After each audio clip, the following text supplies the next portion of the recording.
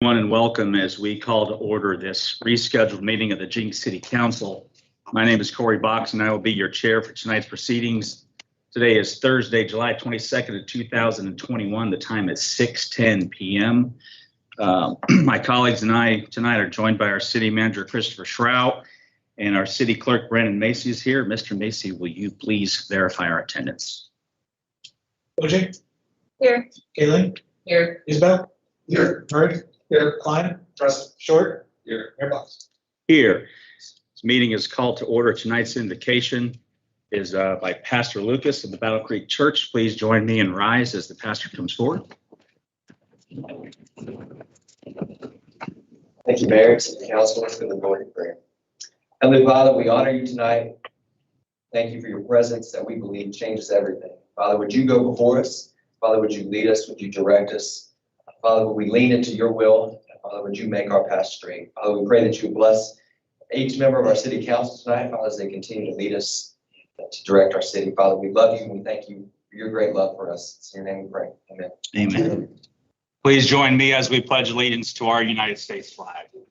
I pledge allegiance to the flag of the United States of America and to the republic for which it stands, one nation, under God, indivisible, with liberty and justice for all.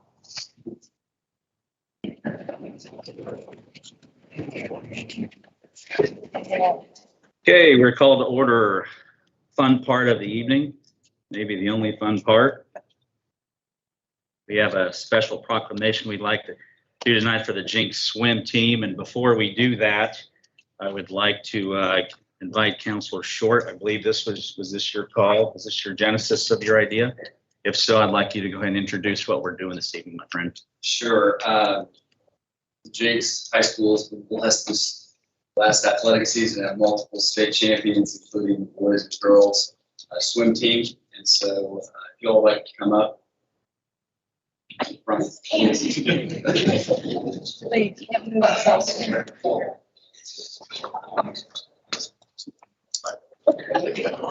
You guys can right up here. We'll embarrass you like we did the last group.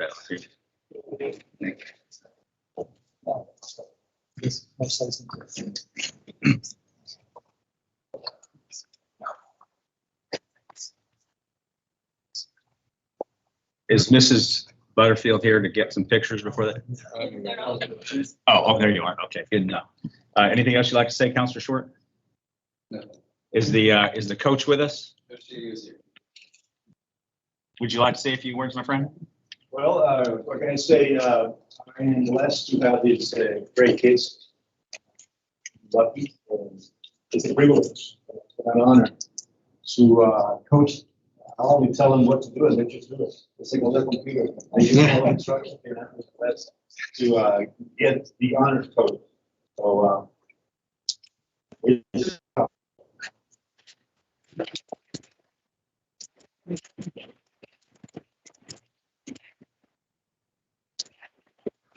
If you're the fastest swimmer in the group, would you please raise your hand? yeah. No. Okay. Is that true? Is he really? You know what, though? You just passed one of the hardest tests in life. I love that confidence. Who is the fastest swimmer? Grant. Okay. All right. Coach, fastest. Is it because you have like a low drag coefficient? Something like that, yeah. I'm really happy that we got this in time. We've got a multiple, raise your hand if you were a graduated seat last year. So we got everybody except I believe one senior who had just graduated in the class of 2021 to come back for this. And most of them are going to school. Are you guys going to go swim in college? We'll swim in school. Mostly. Well, we've got a triathlete on our hand as well. So. For the seniors, if you don't mind, because we appreciate you being here. This is your time. Why don't you tell us where you're going to go swim? Where are you going? I'm going to Alfred State College. It's in New York. Okay. And they have water there? Yeah. Who's next? Claremont McKenna in California. Okay, cool. Lindenwood in St. Charles, Missouri. And do they not have swimming in Oklahoma? Not really, not really. All right, well, congratulations. I got one more. Oh, sorry. Be a triathlete at Drury University. I Wow. will be swimming. Very, very cool, very cool. All right, well, hey, let's make this official. If you guys will bear with me and stay up here for a little bit. And for the council, out of the honor for these great young folks, let's remain standing for a moment. City of Jenks, Oklahoma, proclamation of Jenks Swim Day. Whereas the Jenks swim teams have combined for a total of 23 state championships, and the Jenks boys team has won 20 state championships, more than any other sport at Jenks. And the girls team has won 13 state championships. And in 2021, the boys team won their third consecutive title and their fourth in 5 years, winning the 200 and 400-yard freestyle relays.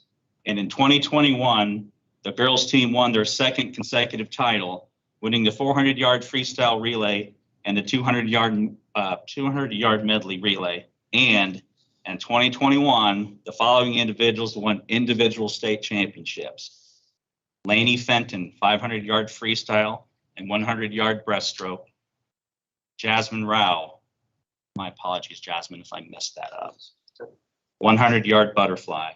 Now, therefore, I, Corey Box, Mayor of the City of Jenks, do hereby proclaim July 23rd of 2021 in the City of Jenks as Jenks Swim Day. Congratulations.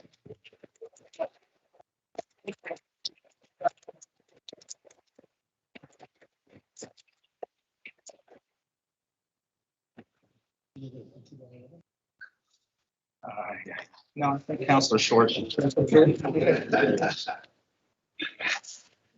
I'll go with you. It's hard to get. Hey, this is a free light. Oh, this is the 4x100?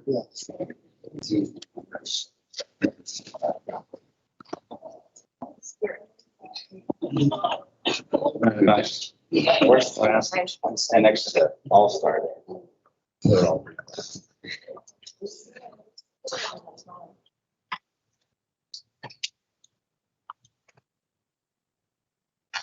All right, congratulations. Congratulations. There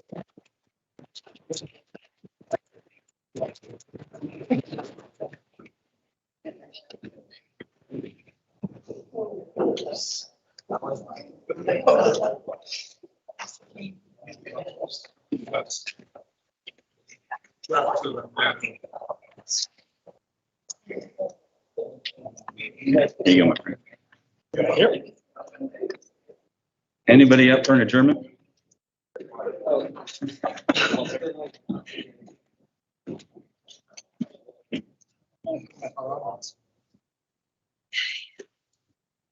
Before we do citizens appreciation and recognition, I'm going to take a little executive privilege here.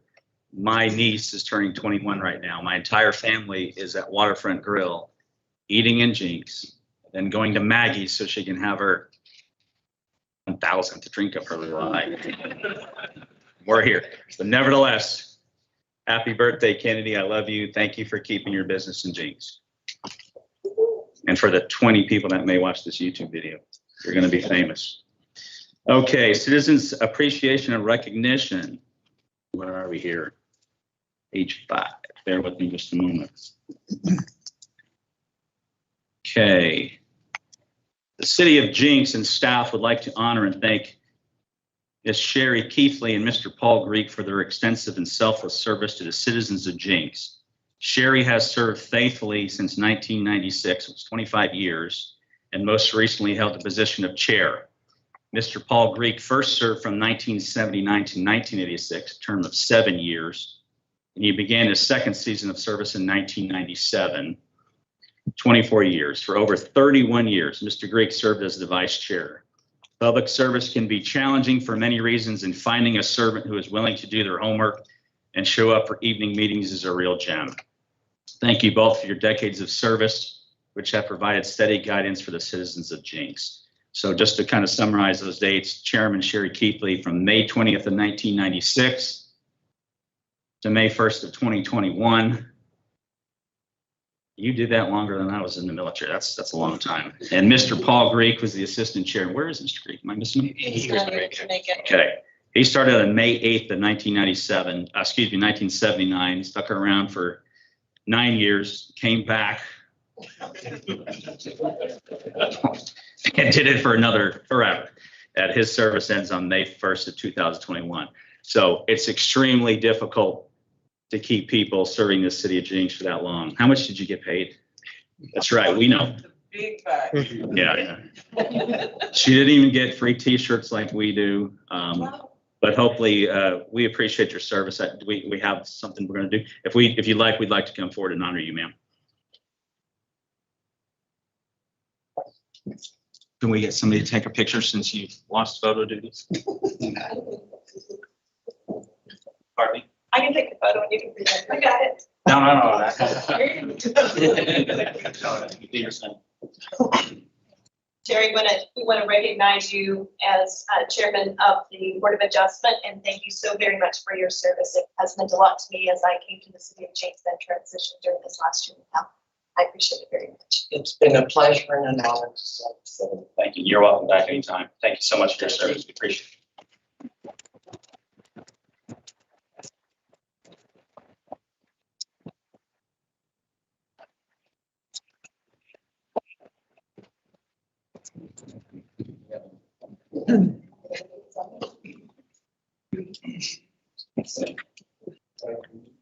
I don't know. I'll run this.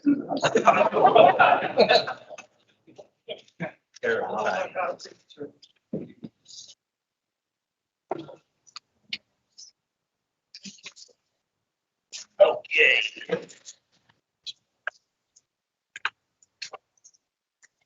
That's the only recognition you had. Okay. Okay, at this time, we'd like to open the floor to citizens' comments. If you guys are not familiar with the process, any one of you are welcome. We ask that you keep your comments to items that are not currently on the agenda this evening. So with that being said, would anybody like to come forward, introduce yourself, and share your heart with us?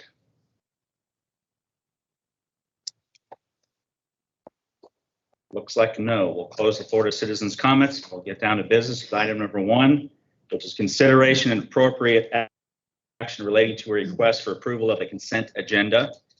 All matters listed under consent are considered by the city council to be routine and will be enacted by one motion. Any councilor may, however, remove an item from the consent agenda by request. A motion to adopt the consent agenda is non-debatable. Do I have a motion to approve item number 1? Second. We have a proper motion and a second for item number 1 on the consent agenda. Let's vote, please. OJ? Yes. Caitlin? Yes. Isabel? Yes. Murray? Yes. Klein? Yes. Short? Yeah. Mayor Box? Yes. Full item number 2. And we've made the decision out of respect for the large crowd tonight. I think most of you are here for the same item numbers. We're going to rearrange the agenda tonight, and we're going to move to items number 8, 9, and 10, and we're going to go ahead and proceed with those now. So item number 8 is Jenks zoning 21-670, a request by Bell Land Use for a rezoning from agricultural to commercial shopping, general location being the northeast corner of Highway 75 and 121st Street. If you're following along in your packet, we're on page 212. Mrs. Hilton, please.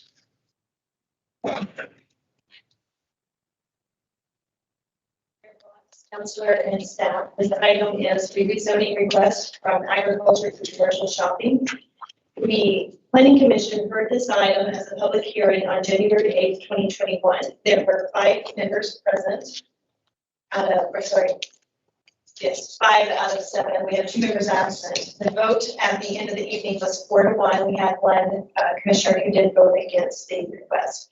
9 citizens came and spoke against the zone change, and there was 1 representative asking and promoting the zone change. The consensus of the 9 citizens, and generally, I'll just kind of highlight, there were concerns about if it's adopted as commercial shopping, that a truck stop should go in, and they did not feel like that was the highest and best use for the commercial area to have a truck stop. They were also concerned about traffic, health impacts to families, especially if it were a truck stop, and animals and property values. I did a little bit of homework. Well, I did a lot, but all I could come up with was since 2015, the comprehensive plan for the city of Jenks has recognized this area for commercial development. And the new comprehensive plan that was adopted last year does also recognize this and recommend approval as commercial development. The comprehensive plan is a land use guide, but it is there to kind of, it was a public document. It received public comment and it was adopted to guide our choices as we move forward. So the zoning request is applicable to one of 4 lots. So if you're familiar with this area of town, there are 4 lots, and I called them on my staff report kind of a little donut hole. The area surrounding it on the north is unincorporated. So the one of those 3 little parcels in that donut hole is requesting rezoning. The other 3 are still zoned ag. The property immediately to the north is a residence and it is a rental property. And the 2 properties to the east that you can see on the map, they are ag and they are represented by a broker, but not part of this land rezoning case. So if you look on page 213, I included the current use units, which is use unit 10. This is going to change pretty dramatically as we adopt the Unified Development Ordinance. But as of tonight, this, if they were going to submit a building permit tonight, this is the development that they would have to go by. So currently, anything adopted as a commercial shopping zoning, you can do use unit number 1, area-wide uses by right. Use unit number 4, public protection. Use unit number 5, community services and cultural facilities. Off-street parking areas. Number 11, offices and studios. Number 12, eating places other than drive-ins. Number 13, convenience goods and services. Number 14, shopping goods and services. Number 16, gasoline service stations. Number 19, hotel and recreation.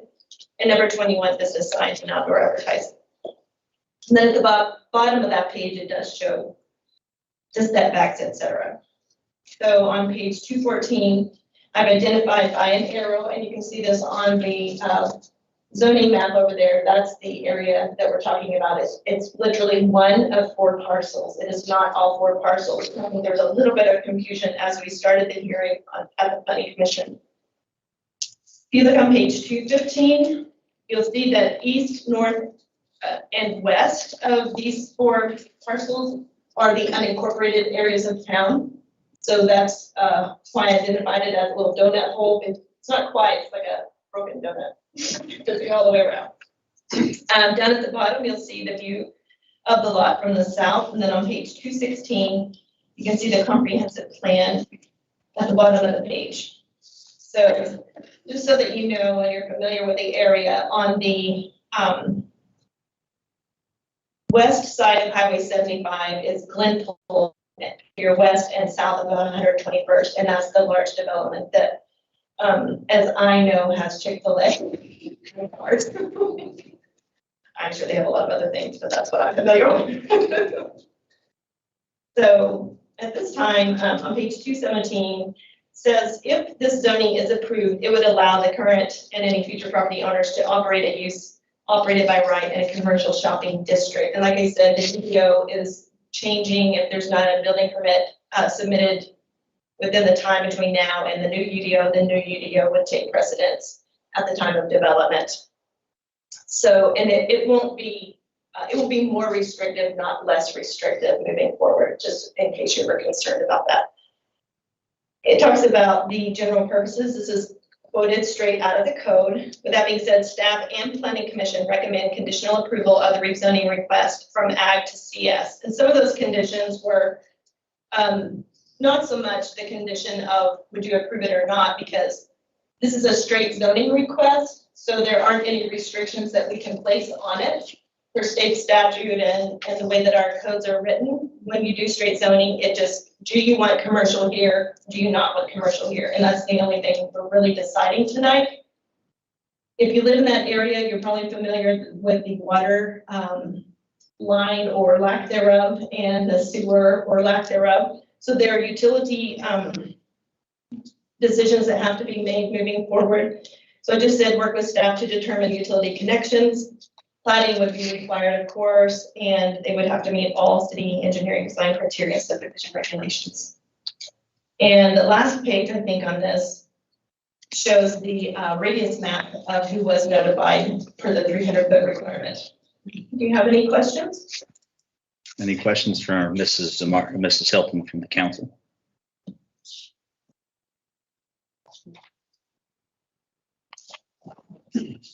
No questions? Just a couple quick ones. Sure.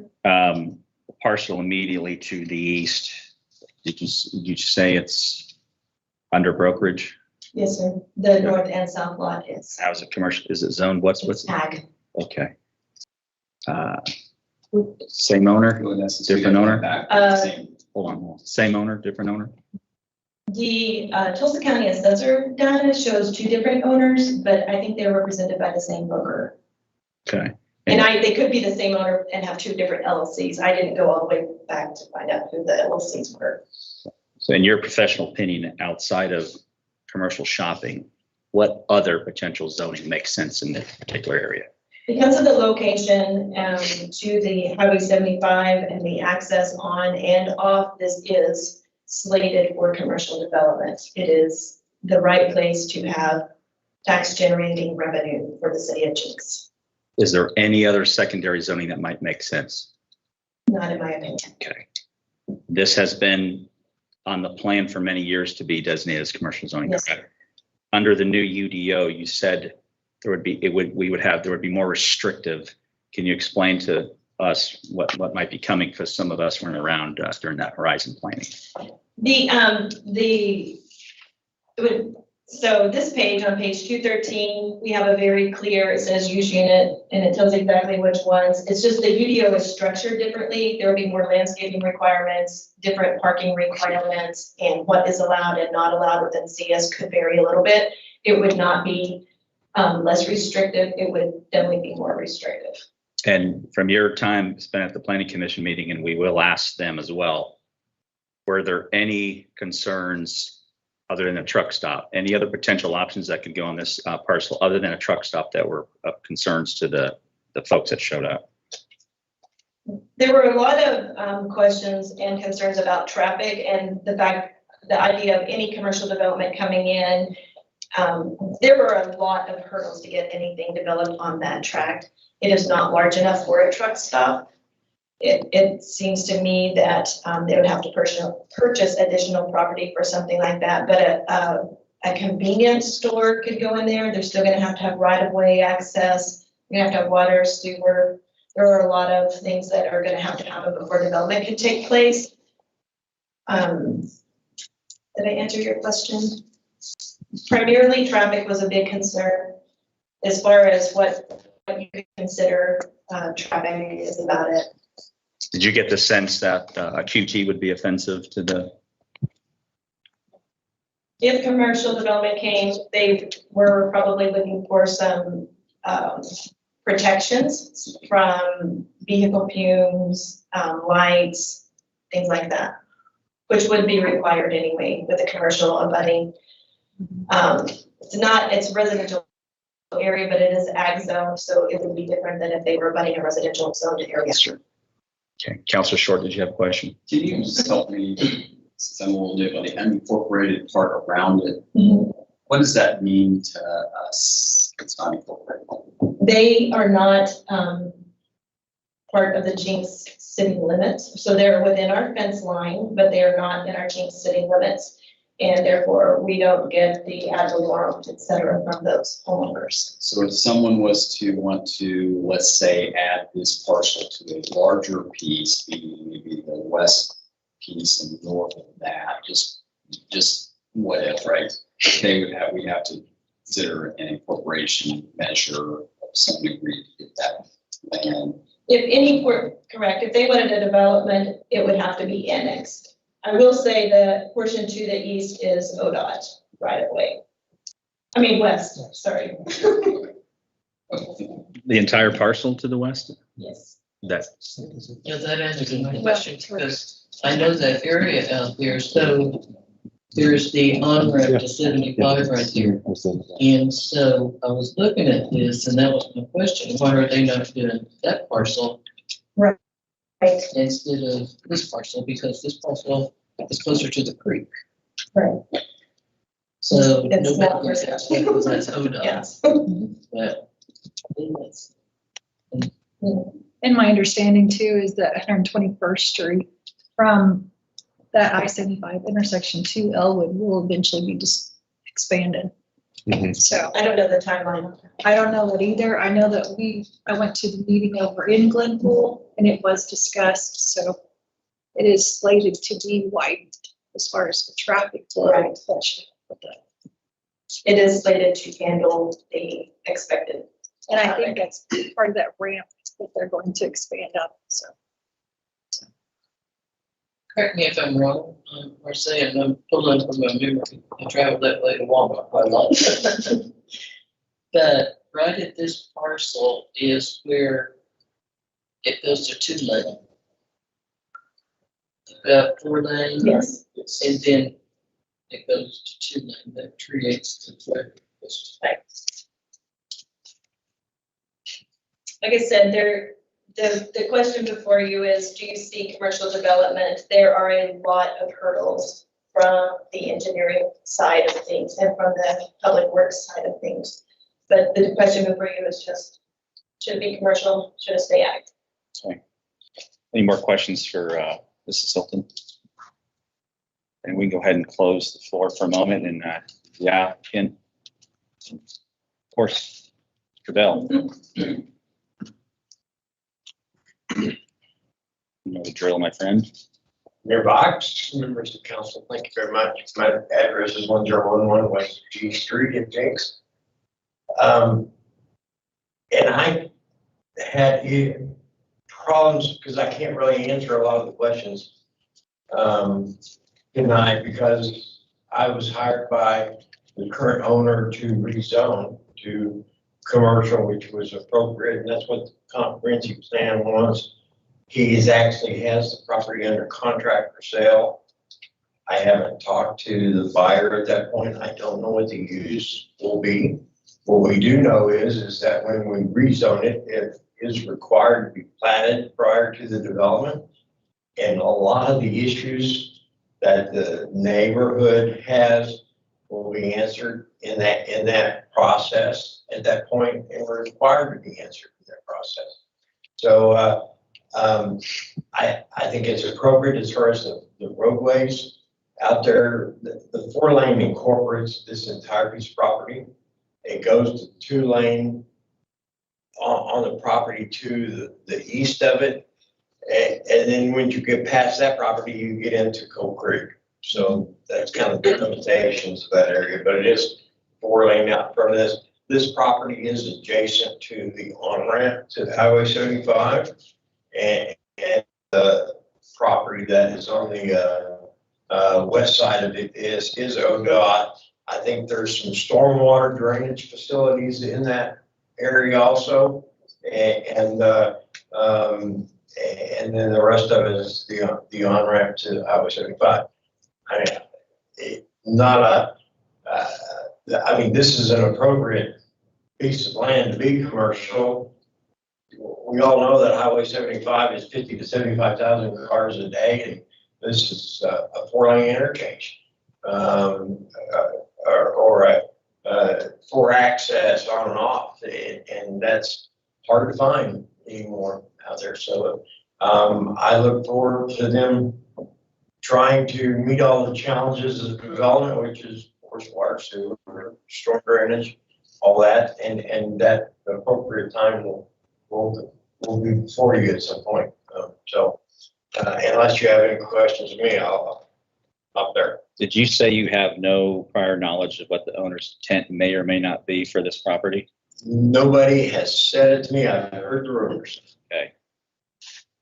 Outside of the fact that this is nothing more than a simple zone change, and for reasons I won't tell you tonight, I'll fight you tooth and nail if this is going to be a truck stop. I personally don't think that we're talking about a 2 acre tract of land, and that This they, 2 acres, this parcel was enough to get the parcel next door to the. well, this owner owns the house on the catty corner. If I had a drawing.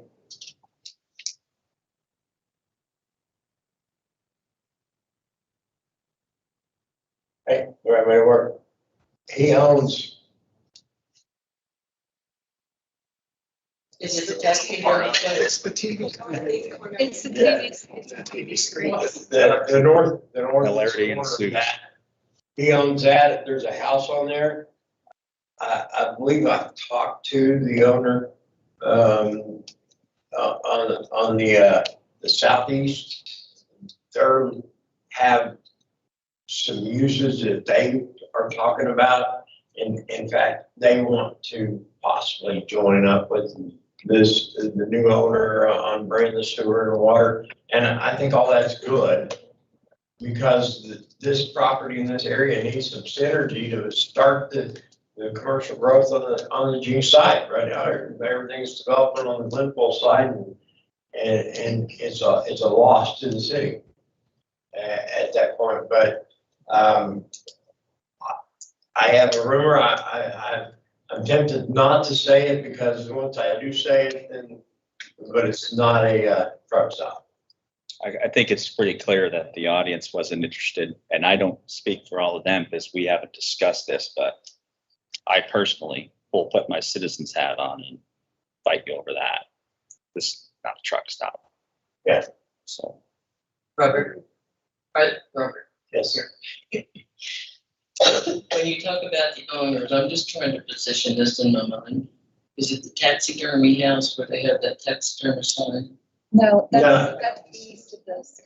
No, they actually have a kind of a billboard, a semi truck trailer that's been there for a long time. Oh, I know what it's at. And so this is the property that is immediately adjacent to the on-ramp. Okay. At that point, and I think this is the initial process to really start that growth in that area. The comprehensive plan, the Jenks comprehensive plan for that area had some development capabilities for the owners that live behind there. I know that some of those ranchettes that are back there are desirable for them. 2.5 acre house in kind of a country living in the middle of the city. The highest and best use of those properties is the further development of that tract and annexation into the city. Some of them will argue with me and some of them won't, and I won't get into that. But the value of their property goes up as all this starts at that point.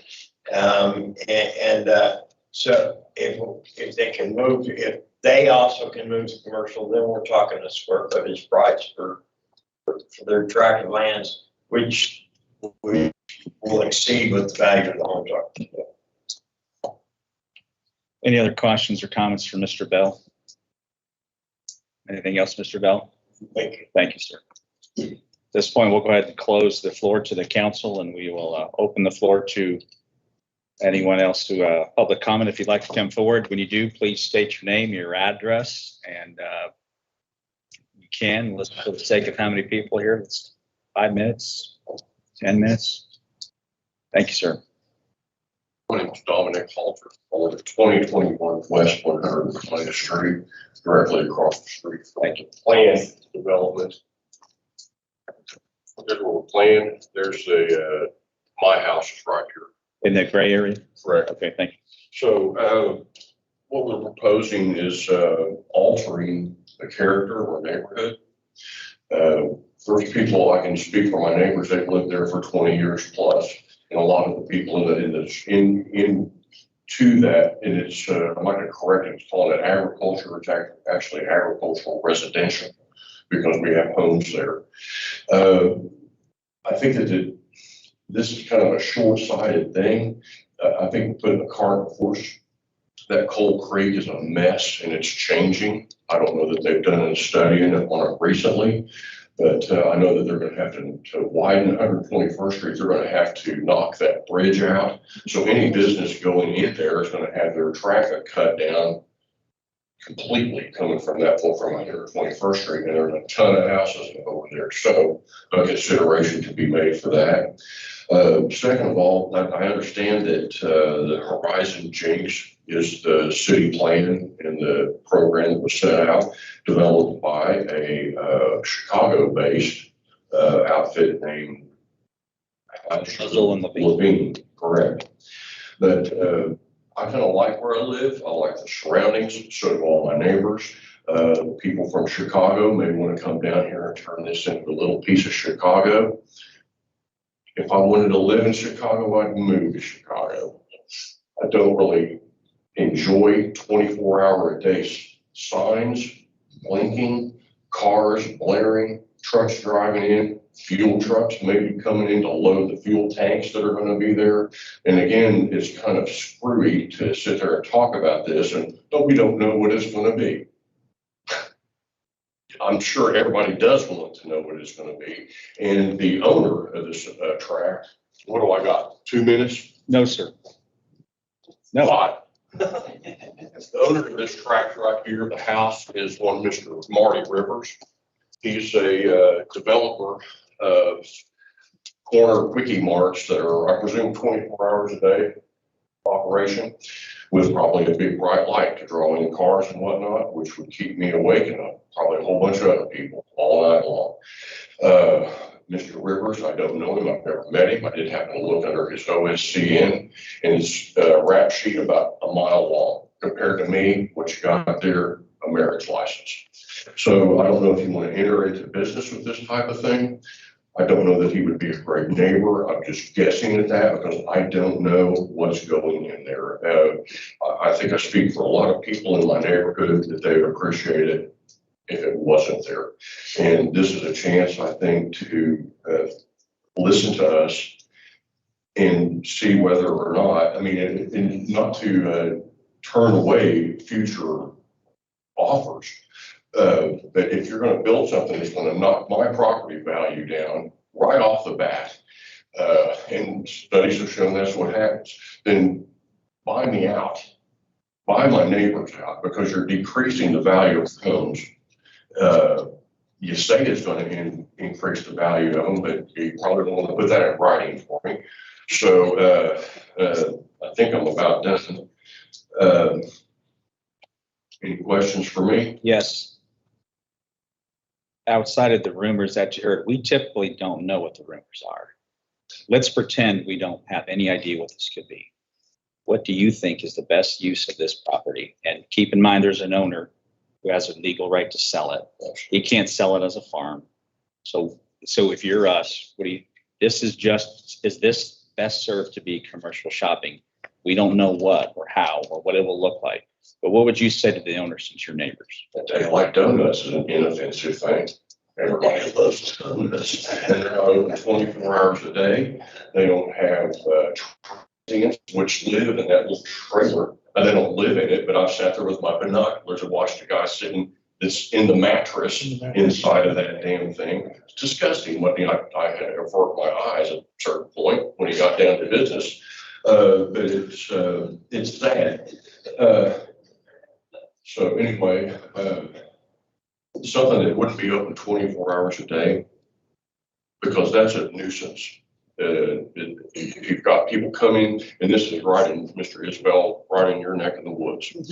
Okay, so outside of donuts. Something that doesn't operate in a 24-hour capacity, because that invites transients, noise, racket. If it's going to be a gas station or, God forbid, a truck stop, what kind of surroundings that invites. There's kids that live in the neighborhood. My daughter lives across the street. I don't have to sit there and worry about that every night. I don't want to go out and open my door and have a big neon sign puking in my face every day. So if we were rezoning this to commercial shopping to accommodate donuts or something less offensive, you would be okay with that? I invite it because, like Mr. Bell said, the the train's gonna roll, and eventually we're gonna be, our property's gonna be looked at. I just wanna make sure that, this thing going in there, depending on what it is, nobody wants to buy a residence near a commercial property. Nobody does. It decreases the saleability of it, therefore the value of it. Do you have a realtor that you've spoken with about this since this? I do have an appraiser that I've spoken to, yes, sir. And I've got his opinion on it. I haven't officially hired him, but he has done an appraisal on my house, gave me a square footage on the land that I live on. And if you allow that to happen, it can adversely affect the value of my place. And it's everything I got. I don't have anything else. One of the challenges that we have, and frankly, and I'm sure all of us would agree, is before we started sitting behind these chairs, when we got involved, we thought that we could get elected and come in here and tell every business what can and can't be here. We could handpick whether it's Daylight or Duncan. And then we go through all these classes and we sit down with attorneys, we sit down with professionals who do this all day, and then that professional right there, and they say, you guys don't have that kind of power. And so, which is why she says on occasion, she likes to dumb it down for us because we're all laymen. We actually, I think most of us go to work every day for 40 hours a week or more. But the challenge for us is we have to determine whether or not we think this is a reasonable zone change without any prejudice to potentially what could be there, because we should not really know what might be there. We often don't. Now we're going to get a second look at this, and I'm asking you to just put yourself in our shoes for a moment. Now that we've been here for a few years, most of us, we understand that lawfully our only decision tonight is, does this make more sense for the future of the city and just common sense to be a commercial property? Or do we look at a landowner and say, it's going to stay agriculture forever, and there's really nothing you can do with it? So interrupt the potential sale between a private seller and a potential private buyer. So I can assure you that I find truck stops to be insulting. I don't see that as a good fit for this property. That is just my personal opinion as a citizen of Jenks. I work for a nonprofit as a board member, and I can tell you that for what we do in our nonprofit, which is heavily involved in law enforcement and focuses on human trafficking, I'm then totally against truck stops. I tend to know what goes on there. So I don't know how long I'll be the mayor of Jenks, and I don't know how long these people will be sitting here, but I don't always know what my legal rights are because I'm a fiery guy who likes to fight. But I can tell you the same way I told him, I'm not interested in a truck stop. And I will join you in beating up him if he comes back and tries to bring a truck stop to that corner. But Or a convenience store that operates 24 hours a day, a car stop in lieu of truck stop, excuse me. there's not a single convenience store you like? Well, if I want gas. Just kidding. I get It's some rhetorical question. Rhetorical question. I just want to get a feel for where you're coming from. Does anyone have, is it Mr. Halter? Yes. Does anyone have any questions for Mr. Halter? Mr. Isbell? I would like to compound on what the mayor has said. I agree with almost everything he said. I stole this one to the council, and I can't remember which one it was. Our responsibility on council is we have a limited amount of property in the city, and we have to choose what's best fit for the city, for the citizens, for you, for everybody. And that's a very difficult thing to do. And as the mayor stated, our only decision is to change the zoning at this point in time. I will back him up on the truck stop issue. I don't see that that's a good fit for the limited amount of property we have in Jenks. And so you've got 2 votes there. I don't know how the rest of the councilors feel because I haven't spoken with them specifically. But I do want to make one point to everyone on council and in the audience. The 20-year plan for Highway 75 is to be 6 lanes. And when that happens, the road is going to expand. The noise in your neighborhood is going to be elevated. You are going to be encouraged to rezone it commercial and let go. I bless you. I hope you stay there forever. I want you in the city. But things change, things evolve. And like I stated, this is our responsibility to make the best use for the property, and I'm behind you 100%. Okay? Any other questions or comments for Mr. Halton? This Counselor Klein. Yeah, I live in Stonehorse, just right down the road, so I go by this barren spot every day, multiple times a day. And those neighborhoods right down the road, Eddington and Stonehorse, full of kids. So I'm with you on, we need to attract something positive and stable that's not gonna endanger those kids anymore, fast drivers that down those streets already do. So I think a lot of people in the sport, I'll just speak for myself, but we know where you're coming from with this. So. Thank you, Counselor Klein. One more shot, Mr. Halton, before you. I just want to thank you guys for your consideration. And another thing too, I'm a big stickler about urban sprawl, and I'm all into growth, but no one ever seems to ask, what are we going to do when we're all grown up? That's a juicy piece of land, and something big and mighty can go on top of it, depending on how you vote. Anyway, Thank you. Consideration. Appreciate you. All right, thank you. Thank you. Thank you, Counselor Isbell. Anybody else? Yes, ma'am, please come forward, state your name and address. Stick to this agenda item, of course. I think you know that. Yes, my name is Sherry Peatley. I live at 11461 South Emerson Place in the Glenwood South neighborhood, which is just north of this. Our neighborhood has access only through 111th Street and 121st, coming out at Quanah, which is, right now, it's kind of dangerous going in and out sometimes, because that's where it narrows down.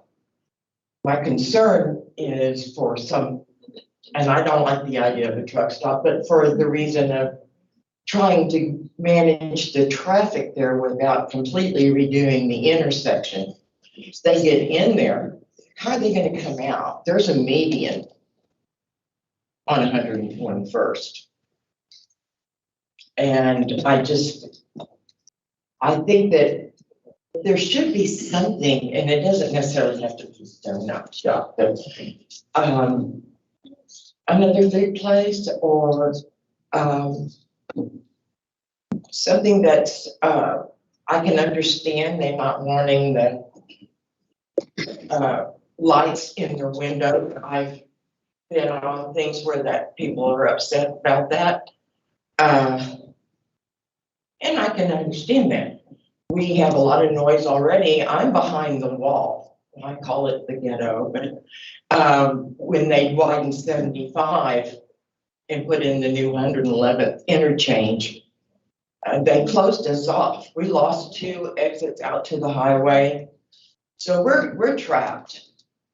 And if it's hard to get in and out on the south end. And your address now again? we're 5-lane on the north. So I just wanted you to take that into consideration. That there are a lot of homes up in there that use that. And something with I want something to make money for the city, definitely. But high traffic, not so much. And that's just my opinion. And thank you for your time and thank you for your service. Thank you.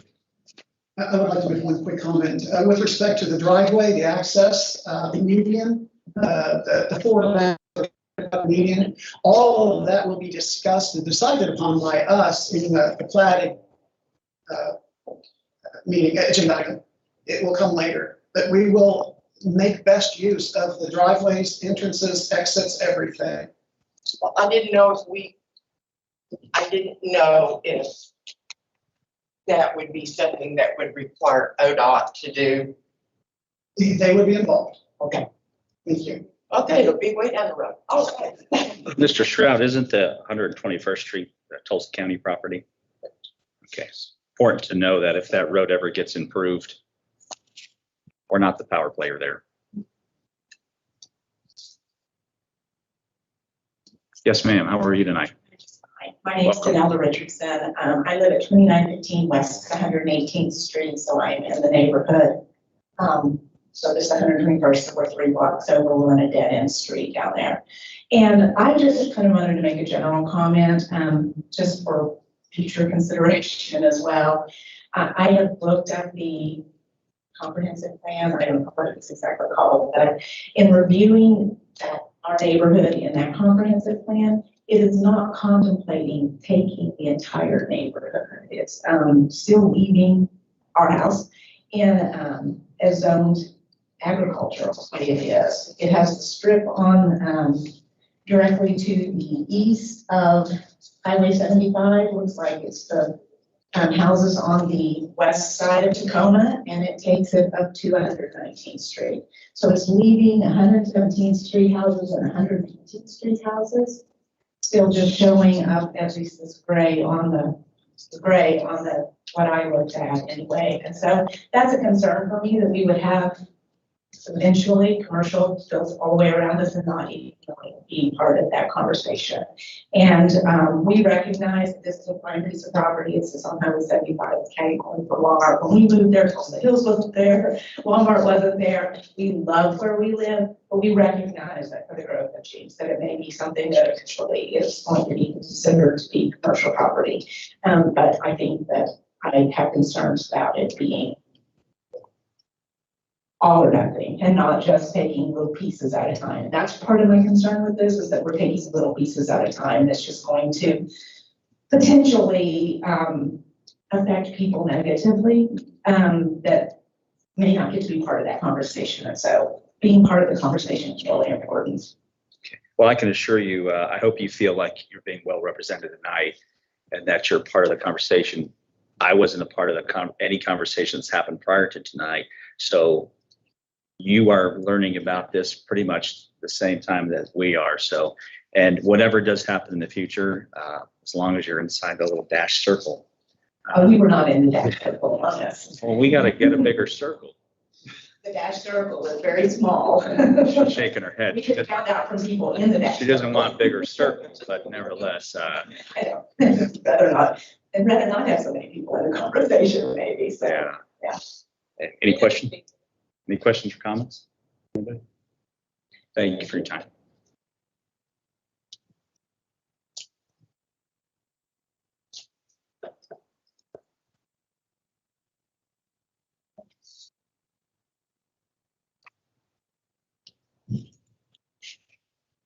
Good evening, sir. Yes, I'm Victor Connor, 11819 South Tacoma. We'll bring up the map showing the area. Yes, sir, Mr. Connor.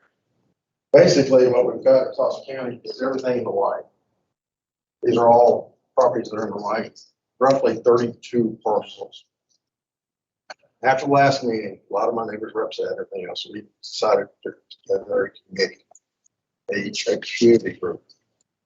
Out of that right now, I roughly have 24 of those parcels as part of our community. Now, why did we do this? Well, we wanted bigger four-ways. We wanted to really start looking at this as a whole. Give you a little bit about my community. Over the years, people come knocking on our doors all the time on our private property. Something going on. My neighbor next to me, 2 weeks after her husband died, somebody gave her a kind of insane number. She called me getting crying and said, they want me to sell. And I said, well, you need to sell. I trust my husband. She said, no. And she said, I said, well, you want to sell? And she says, no. I said, we're going to sell. Well, we're believing that was the reason Walmart now has. Don't know how Walmart. That was at that time. She's also had another offer. We've had people in the neighborhood saying, Home Depot's looking. So basically what we did, we decided to be united as a community. It's a community effort. So I got everybody in our community, not everybody, but most everybody in my communication circle.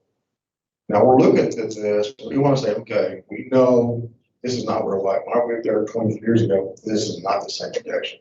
All the appeal that we had back in that day is slowly curating around us through progress. So what we're deciding to do, we have a mission statement that says we're dialogue. The 24 people that are part of this right now are open to dialogue to listen for further developments from anybody, anyhow, in the process of putting this program together, we can address this as a group. Now, what you don't know is most of these people Have these 32 parcels, so they're getting at their age. We just lost 2 on the corner.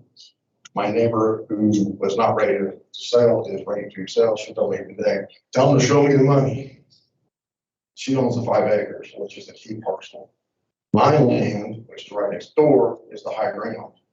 So in order to develop everything, try to get some stuff out of the floodplain, you're gonna need the higher elevations, spread out the dirt, to bring up the floodplain. It needs to be looked at as a bigger picture. If you really want to see development change. Now, my community wasn't happy that this went forward when they stood up and they communicated. It didn't leave, a good note anyway. So what they're wanting to do is say, okay, let's unite, let's talk about this. Let's open the door for dialogue. I have talked with Mr. Carr, he's aware of this. And he communicated with me today. So we're open for ideas. And this is the first time since I've been out there 23 years, you guys haven't even had a shot at this. And it's because of the age of my community, how things are developed. Now, don't get me wrong, there are some people really this is forever. Some of the new people just moved in, they're perfectly happy. The majority are getting elderly. And they're now starting, instead of looking at it in a shotgun, they're willing to talk to us. So there's an opportunity here to at least open dialogue and move forward. But the problem is, if you develop this now, if you let this development go forward commercially now, that elevation set, wherever they build that, holds back us all to the north of that. Probably in a negative way. In my opinion, I think we could be able to pull all that or spread it around and actually optimize that area. Now, this is a big task. There's a lot of people. Like I said, as of right now, there are 24 people on our communication for some 32.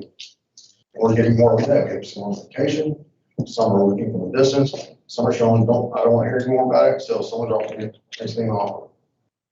But this is probably the best time I've ever seen if you really want to approach this area and annex it in. But we have to have dialogue. There's going to be conditions. We're not going to give up the property. But there is opportunity for dialogue. And if you go forward with this, I don't think it's going to happen. I think it's going to sit there. We'll look at doing Tulsa County. We went commercial, we'll talk to Tulsa County and maybe get to know what they. From my understanding, we've not done our due diligence yet, but we are in the process of talking with Tulsa County. Now, we've also, as a group, we have issues with Cold Creek. A lot of my neighbors are saying a plate of erosion. We have tree and everything else. We have reached out to Tulsa County asking them to update the floodplain, to inspect the creek, see if we need it cleaned out. What's the next approach? We've asked them for direction, and they're in that direction. So if you vote no, that's understandable. If you vote yes, I don't know how well that's going to settle with us. If you want to table this, table it until you get plans for 121st Street widening. We're supposed to get a copy of 60%. Those are supposed to be in progress. I asked, as soon as they get it to 60%, they're going to let us look at it. So that's kind of where I'm at. I mean, the thing about it is we are somewhat united community. We're growing every day, it seems like, uniting people. And they just want to be in the know. They're waiting, a lot of people waiting on how I respond to you guys. I guess I'm doing all the footwork for them. But there's a lot of people are getting younger and they're looking for their last step in life. And if you've never owned a large piece of property, it's a lot of work. Keep up and know. It is a lot of work. But if you're young, it's no big deal. As you get older, it's a logistics issue. So I'm just saying what I'm saying is I want you to know that we as a community, ones in our committee, are open for dialogue. Let's talk about this. Let's start thinking about this, the bigger, broader picture. Now, I'll tell you right now, everybody from 117, except for one person, maybe two, is part of that committee. So that's a big chunk of that first half. So I just think this is probably the first time since I've lived out there, this opportunity's come up. The reason I think this has come up is because of the age of the community. Those of us who live there, I've been there for 23 years, most of my neighbors have been there for 20 years. See this as we see the progress around us. It is not the same, same area that we moved into. So as a community, I think we have a lot of interest in how this goes. So at the very least, I hope you shelf it for a while, not maybe. Until when? Well, 121st about to be added onto, about the widen, they're supposed to get plans at 60%. Is that true? Yeah.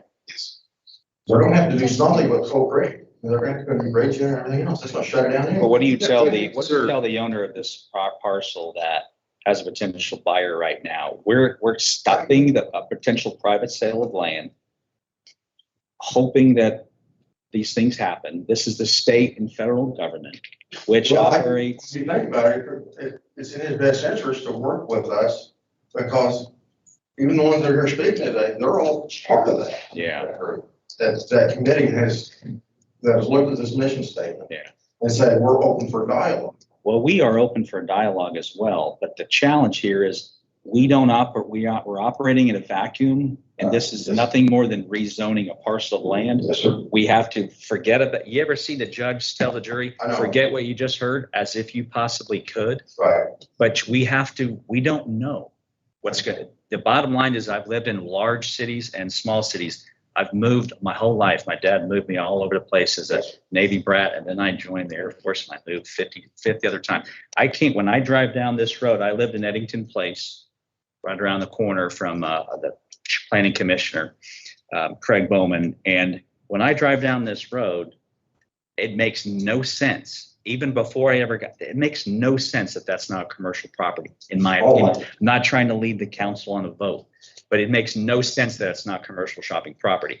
I don't like the potential of what could happen on commercial shopping property, but that is not the question that we are considering tonight.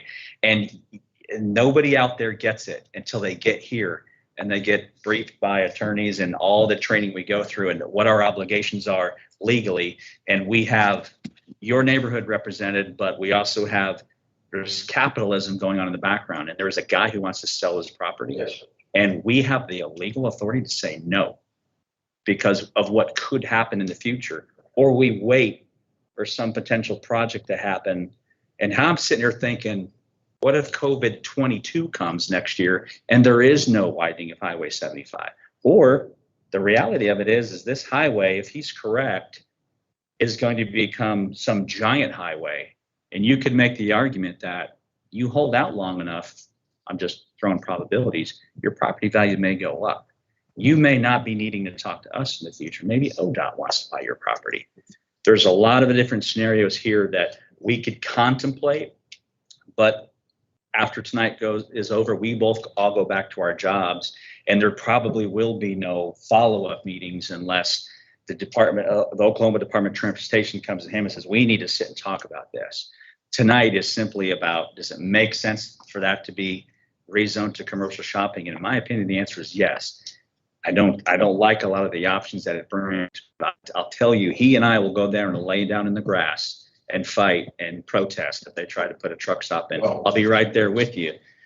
But I can't say after the experience I've had sitting here for 5 years, or just even as a citizen, I know what's going on, and I know how you feel. It's called not in my backyard. And there's something that could happen right in my backyard, and my wife is telling me, don't let that happen. But I can't stop it from happening because it's legal, it's lawful, it's right, whether I agree with it or not. This actually makes perfect sense. And we have lots of professionals who study this thing for a living. And when they come to us and they say, we recommend, it's a strong recommendation based on years and years of study. So I want you to understand the position that we're in. And tabling this, I don't see how it does any good. The Highway 75 is going to happen. And I don't necessarily, you might want to call it progress. To me, it's just evolution. Not all progress is pro. It's not always good, but it is going to evolve, and this will change. And a lot of these things we can't control. So I'm saying all this because to us, when I came in here tonight, knowing all full well what happened in the planning commission meeting, all it boils down to is, does it make more sense for us to say no? And we're right back to doing nothing? Or does it make sense that at some point in the future, some product, good or service might be sold on that parcel? And I want, hopefully you can appreciate kind of where we're at with that. I understand that. I'm actually open 50-50. I know that all my community is not. Some are ready to move today. We have, again, but where I'm wanting to make sure there's dialogue here. That there is consequences if they move forward and develop this property. Because the elevation is going to mean a lot to us. Well, I guarantee you, we will fight like tooth and nail to make sure those things don't happen. That's the other part of our job is we have engineers in our staff that are looking out will be looking out for you in the future. And their job is to make sure that we don't put in a concrete jungle and dump the water in your backyard. But that's a future fight. It's not the fight tonight. And I hope you can We're appreciate trying to that. blame you over here. Absolutely. For the first time, let's just for more. And I'll be having a town hall probably the next 45 days. Sure. And I would invite all of you to come. These are the things I know I want to hear about. I hope we all do. And I say, bring on the dialogue. I agree. We basically, we're here just to represent it. Yeah. Thank you for listening.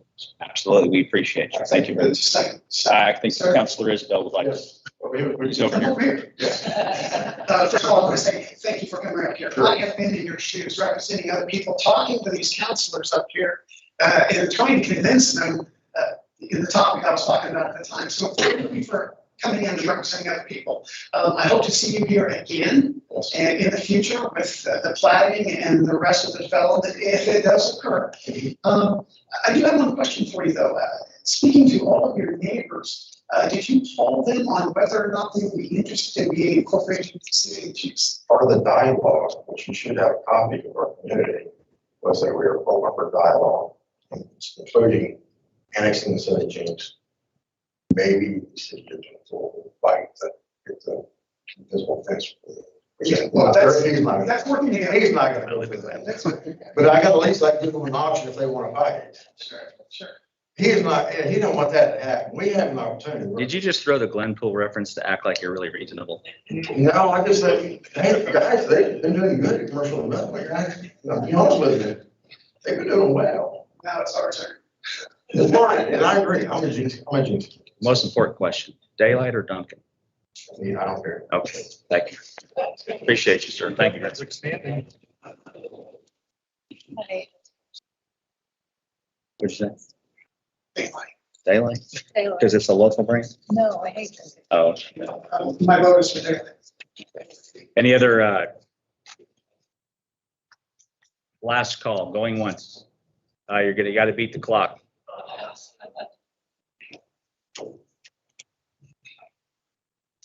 Good evening, sir. How are you? I'm really nervous. I'm one of the young. Can you start off with your name and address, please? No, you're good. That's what I said. I'm really nervous. You don't have to. No, I'm Steve. Last name, Steve? Spiegel. And where do you live, sir? 11909 South Quanah. Oh, thank you very much. And we just moved there within the last year. So unlike any of my neighbors, like Nick and Victor and everybody else, we just moved there. So to kind of see what's happening already, it's really frustrating.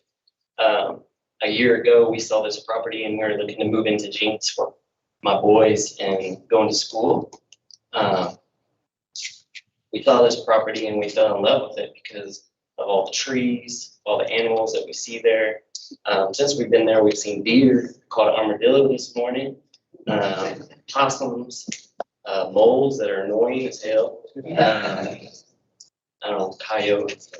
But part of the reason why we moved there is for my boy it's like somebody else said, you get to see like the farming type stuff within the city. And I don't know, it's just 2.5 acres and it's just fun to hear all the birds and the bugs and the creek flow of things. And to just hear all this talk about changing the environment and One of the things that we're concerned with is that little parcel of land. All the water that is coming in now, it floods over our neighbors' driveways and at the corner of Quanah where we live. And we're having to pay flood insurance. So you turn that property, whatever it is, Daylight Donuts, truck stop, a whole bunch of concrete, that's just going to increase the water that is going into our yard. And so we're having to deal with that. And I mean, this is something that we thought we were going to be there for a long time. So your decision might change our lives. So just want you to think about, we're one of the younger groups. So like he said, not everybody's here tonight, but that's just one of our concerns that once the things start to change, we feel like it might be like what she says, they slowly pick it apart and it's just not going to be special. And that's why we moved there. So. Thank you, Mr. Steve.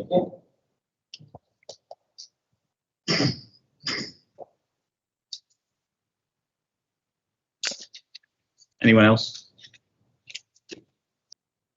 Okay, we will close the floor to citizens' comments.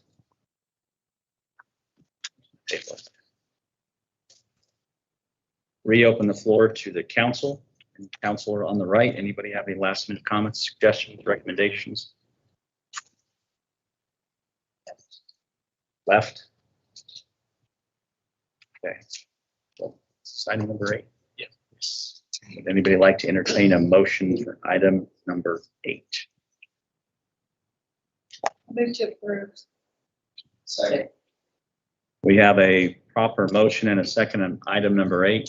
JZ 21-70 request by Bell Land Use for rezoning from AG to CS. Let's vote, please. OJ, Yes. Kaylin, Yes. Isabel, Yes. Murray, Yes. Klein, Yes. Short, Yes. Mayor Box. Yes. I thank you guys all for being here.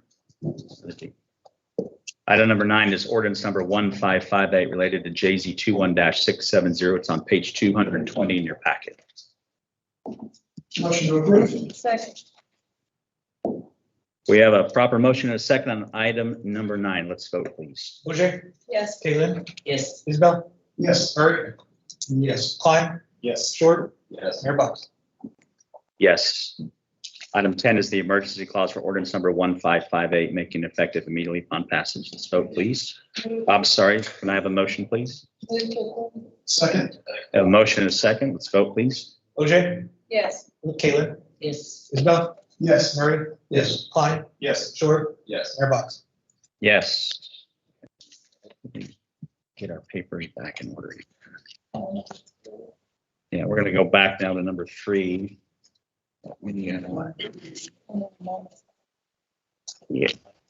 me too. It takes 60 seconds to realize.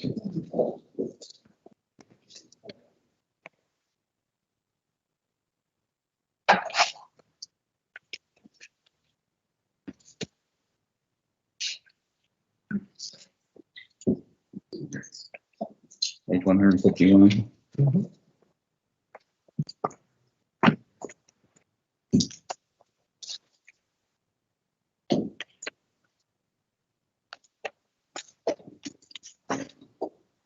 There we go. Okay, item number 3, request Lee's barbecue food truck for city council approval to operate a food truck outside the standard parameters listed in ordinance number 1556. This is page 151 in the packet. Anyone on the council representing this? I'll open the floor of the council to dialogue. Any thoughts? I do have a couple of comments. With respect to the requests, they both appear to be open-ended with no expiration date. And I wanted to suggest the council discuss the fact that we could make these recurring approvals quarterly, semi-annually, annually, whatever, I don't care. And can we place it in the consent agenda in the future to recommend continuation of said variances? That's an idea.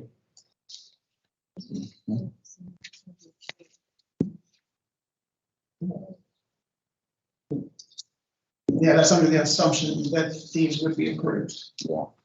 So I'm gonna go ahead and say that I've started looking at the ordinance and studying every word. And I picked a few friends and some colleagues, and I asked them to read the ordinance as it was written. And I asked them to be very specific with me what they thought. And I asked them one question. I said, if you owned a food truck, how many days out of the month could you be in the city of Jenks? And, initially they said 5. And I said, read it again. And they kept reading it. And the more they read it, they started focusing on that word "or" and the word "one." And they said, well, no, I'm not really sure anymore. So my question to you, since you had the courage to start this discussion, is how many days in any given month can a food truck operator be inside the Jenks city limits? You want my opinion? Nope. I want your opinion of what the ordinance means to you. The ordinance, as I read it, and I could be wrong, I'm not an attorney, was 5 days a month without a variance. But 3 consecutive. But yeah, with 3 consecutive. Right. The same location. At the same location. Mhm. Okay, so I bring my truck into Jenks. I choose a location and I say, I'm going to stay here for 3 days, except I'm going to move it every night. My 3 days is over. I go to the other side of town. I pick a new location and I say, I'm going to stay there for three days as long as I move every 12 hours. And then I'm going to pick another location and I'm going to go ahead and move my truck, stay there for 3 consecutive days and move it every 12 hours. I asked 7 people. They're all smart. They're all critical thinkers. They're all the kind of people that really bug the crap out of me because they overanalyze everything. And there's some confusion here. And I want to know, are you guys seeing it the way I'm seeing it? Because it says the ordinance, no, I'm not reading the ordinance, but this, that a food truck cannot operate at one location for more than 3 consecutive days or 5 days total in the month. So we have a food truck operator who's parking in one location. We're asking him to move every 12 hours. We're asking him to find a new place 3 days later, but it says he cannot be at one location for more than 5 days in any given month. Does that mean that he or she can move to another completely different location and start over with the same interval and the same time? Yeah. That's what Yeah, Okay. that's why it's a food truck. No, I'm not talking about the truck. I'm saying. I'm just saying that's what the conception is. I mean, a food truck to me is a truck. It's a restaurant basically on wheels, and it moves.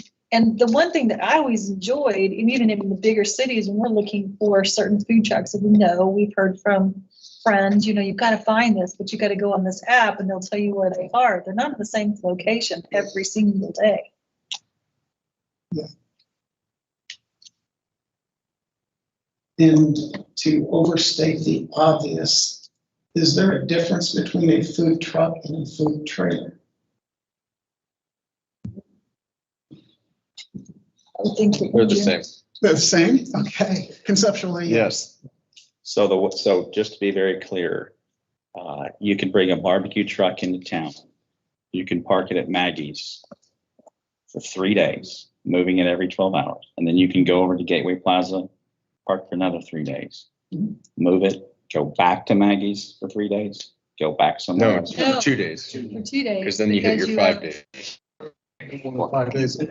No more than 5 days anywhere in the city of Jenks. No more than 5 days. At the same. No more. Okay, he leaves Gateway, comes back to the Commons, parks behind the Commons, then he goes down to the Riverwalk because he knows the owner. Right. You guys, Yeah. Is that how you interpret it? Okay, You're talking about one truck. What if we've got 2 trucks moving? yeah. What Well- if we got 5 trucks? Well, the reality of it is we all know this ordinance was created because we have a potential problem. Yes. And the problem is we all said it, so let's be candid, and we don't want to be the food truck capital of anywhere.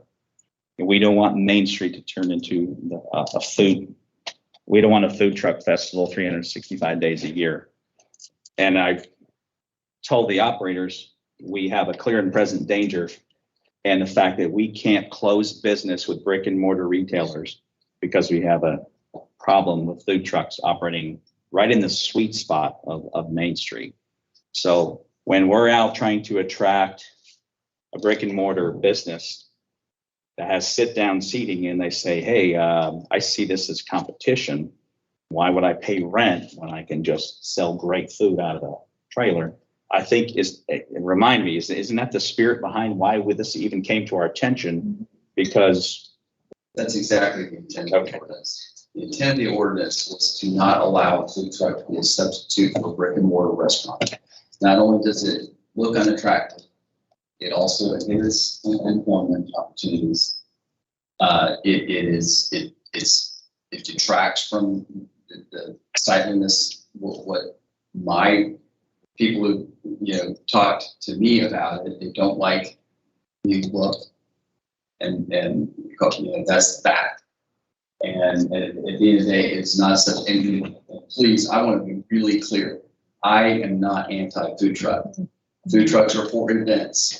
They're for festivals. They're for games. They're for going to a ball field and satisfying a need that is not there at the time that the event's taking place. It is not a substitute for a restaurant, brick and mortar. And we all on this council look, and we have a role to play in terms of generating a feel of our city, what the citizens want the city to feel like and look like, and having a barrage of random food trucks allowed to park randomly and unlimitedly is not what we want. And so therefore, I think the ordinance, the spirit of the intent of the ordinance was to eliminate that opportunity, not necessarily the opportunity of a food truck as a festival supplement, as an event supplement, as where there is strategic event needs. Food trucks are fantastic. So I just want to make that clear. If I may add a bullet point to Councilor Short's statement. I fear that food trucks are not ADA compliant to be able to serve everybody in the community. And brick and mortar restaurants are ADA compliant by code. Just want to throw that in.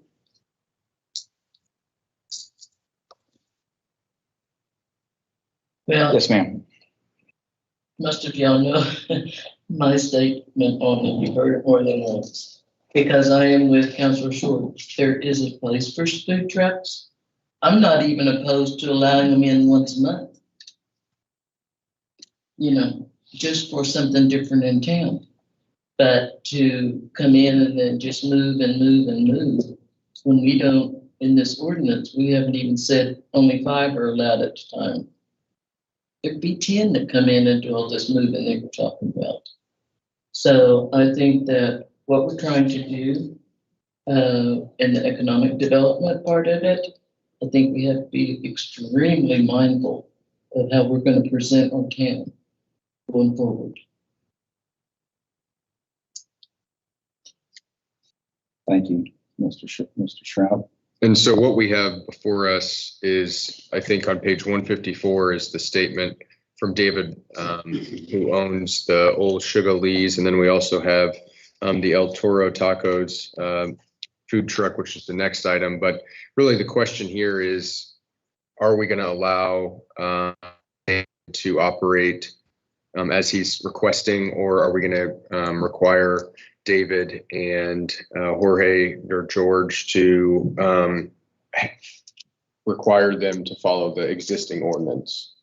So do they get to do what they're requesting in this, I guess, kind of informal application, or do they have to follow the existing ordinance? Any more questions or comments from the council before we invite Mr. Moreland to jump forward?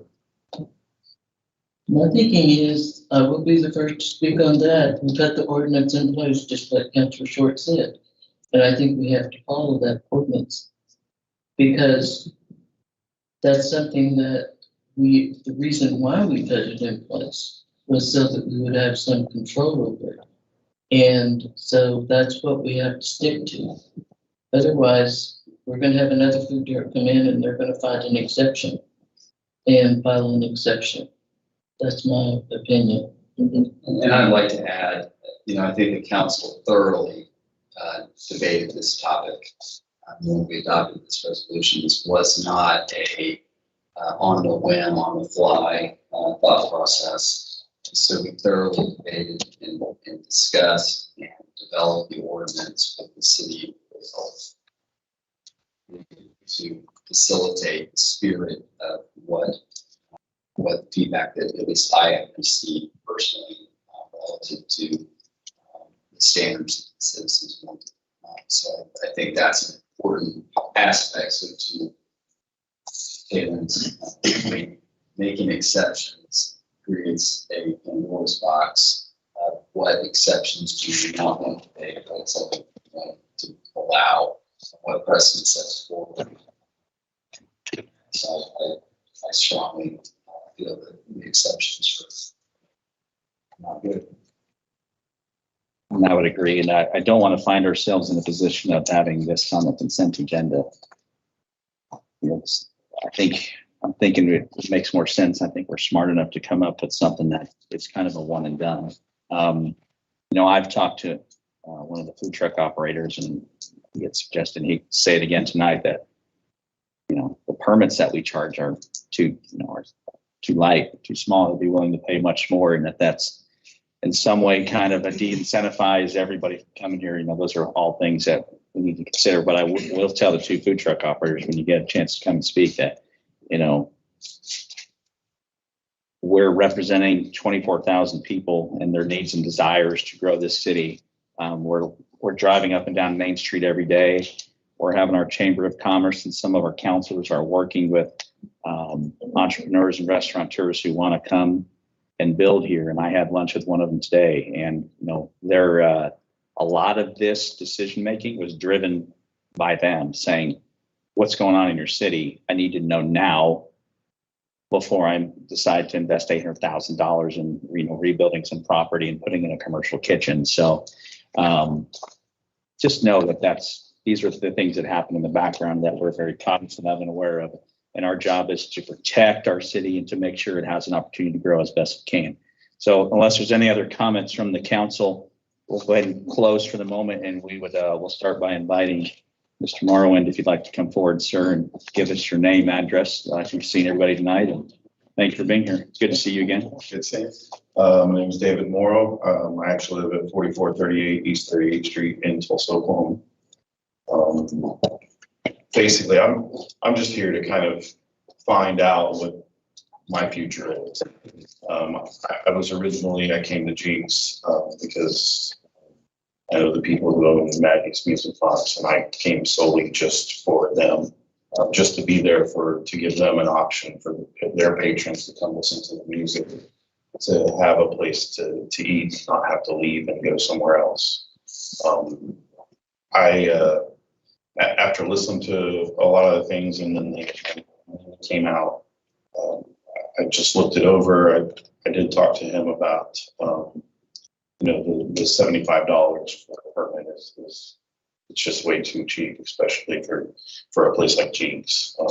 Most of them are going to be $150 to $250. Also, we had talked, and I was like, the commons area has all this set up for the electric and the water. It's a great place that you can have somebody set up and charge a monthly fee for. Anybody can come in. My request tonight was really just to be able to come in on a Thursday, Friday, and Saturday. I don't really do lunch or anything like that. I'm solely there for when Maggie's opens up for the patrons that go to Maggie's. I'm just right there. And so that's all my request was to do. I hear it seems like it's going to really have to be revamped what you have in place already again, because if you go forward like this, basically what's going to happen is that you're going to end up getting one different food truck a day in a certain location, and you're going to end up with a ton of people that are coming in constant instead of just being one. I put in my request that I understand the facade of Main Street. I understand that whole look. I was like, I'll be 100 feet off of the crosswalk on Main Street back towards the alleyway so that I'm not on Main Street. Mr. Box and I talked about people driving down the street, and you see it right there. And if you have to, if you're looking down the roadway, you might see me, but if not, then I'll be there. I just know that there's opportunity there for the city to make money. I know that you're not utilizing those common areas at all. Even on the food truck festival, it was blocked off at the alleyway, and nobody was even in that area right there. So, but they have electric and water lines.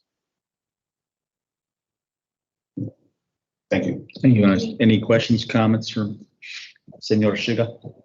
Oh, and I am regulated with the health department as a commercial kitchen, so I'm a prep kitchen fully. I have everything that you need to be a prep kitchen. So.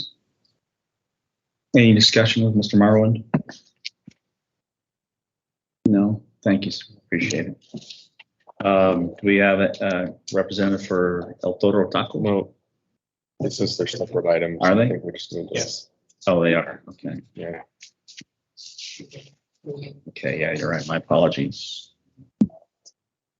Bear with us just a moment. I was at a place to actually get you to have a quick seat. We have to vote on these separately.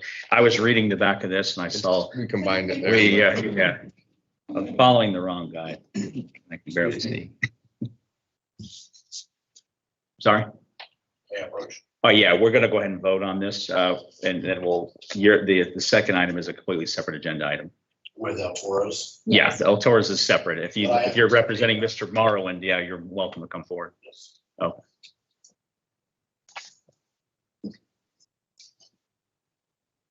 And just name and address, please, sir. My name is Brian Smith. I live at 11639 South First Street. I am the owner and operator of Spitty's 118 Tavern on Main Street. Mayor Boggs, councilors.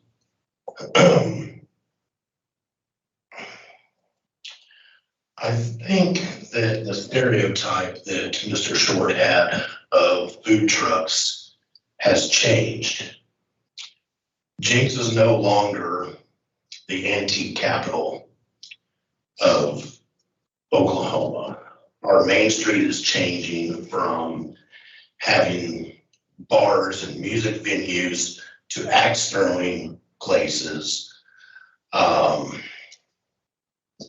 to scuba shops and kayak stores and weed dispensaries and coffee shops where you can go outside and smoke the product. We are becoming a lot more trendy in the way that Brookside started many, many years ago. And I don't think the perception of food trucks is the same anymore. I think that you have many people that want that convenience and they have their favorites and they want to come out and they want to get barbecue from Old Sugar and they want to get tacos from El Toro. I'm not saying that they should be here every single day of every single week of every single month, but the city council has more control and can do better things than what this ordinance states. Mrs. Lynn, you have said that you don't want, 5 or 10 or 15 food trucks all coming in to Jenks at the same time. And I totally agree with you. But that can all be taken care of by only approving 10 licenses on a quarterly time frame, or 5 if that's what you need. That is something that is controllable. The food trucks are going to stay in the same place, yet they're not making money. That's the nature of the food truck. It stays in one spot while it's popular and while they can make a living of doing it. And then it's going to move on of their own accord. The El Toro truck and the barbecue truck is mainly catering to late night diners. They have helped my bar and Maggie's bar across the street considerably. We are now being able to keep patrons there that might get hungry and leave and go someplace else. Like I said, the stereotype of the food truck has changed, and it's not just for carnivals and events and ball games anymore. I think that what we've seen with our once a year food truck festival, and with me being on Main Street for the last 7 years, this was by far the biggest one we ever saw. There had to be close to 10,000 people that came out to that. Those same people would come out if we did a monthly food truck festival. I'm urging you to approve something different than what this ordinance is. I don't believe that this is a good ordinance.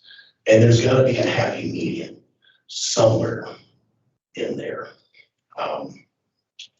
I've seen a lot of people in my bar and at Maggie's that I don't think would have come to Jenks had those food trucks not been there. I mean, they might have come to visit me, okay, hey, we can stick around here. Or they might have gone over to see Maggie's and hey, we can stick around here. Main Street Jenks is becoming more of a destination now. We've got the 2 bars there on Main. We've got George's around the corner. We've got Cape Brewing right down the street. This is a place that couples can get an Uber, come out on a Friday night, bar hop. We're even close enough if you were ambitious enough to walk to the brewery, and then stay here, and then Uber on, on home. Jenks has never been a place until recently that people actually want to come to for entertainment purposes. I live here. I own a house here in Jenks. My daughter goes to Jenks High School. I'm a 92 graduate of Jenks, and I own and operate my business here. This is my home. This is where I want to be. And I just don't think this ordinance is the best for everyone. There's got to be a better happy medium somewhere.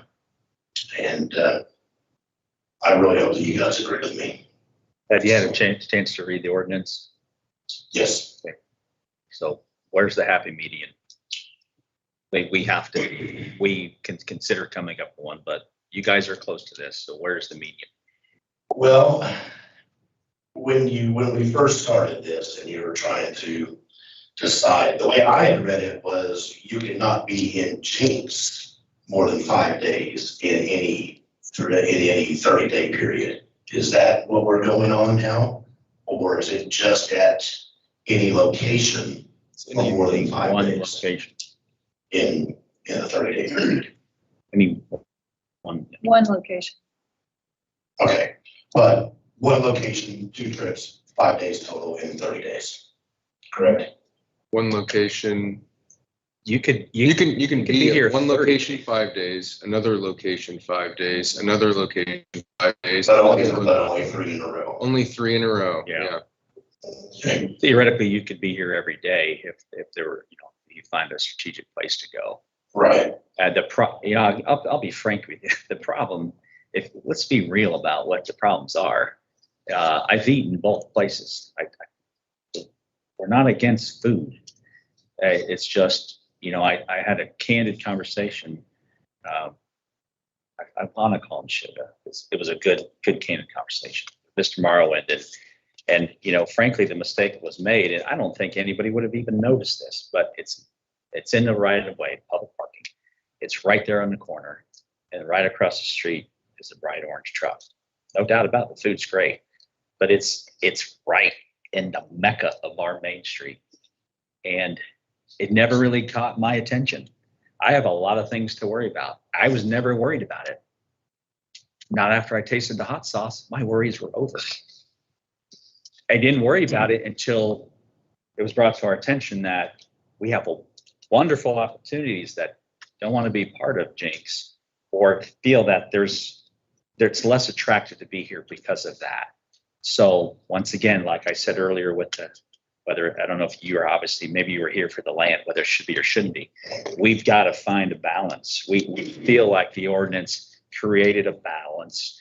And in that ordinance, you can come here and be here 30 days a week, out of 30 days out of the month. I was going to catch it. Thank you very much. I'm hungry. Yeah. I spoke with both David and Maria and Carlos from El Toro. And David is very right. A $75 license fee for 1 year is way too low. You're right. We could consider rate changing fees, but ultimately that's what we're debating tonight and discussing it is the actual ordinance that's in place. And as Mr. Shroud said, do we keep it or do we approve an exception? It's very dangerous for us to take an ordinance that's less than 30 days on the books and agree that we blew it. Because I do think we put in careful consideration in all these things. And as I said to the other folks before, it's not just 7 people who are deciding whether or not we want food trucks or not. It's the advice and the counsel and the consultation from our professionals and even people like you that own businesses on Main Street. You're representing to keep this.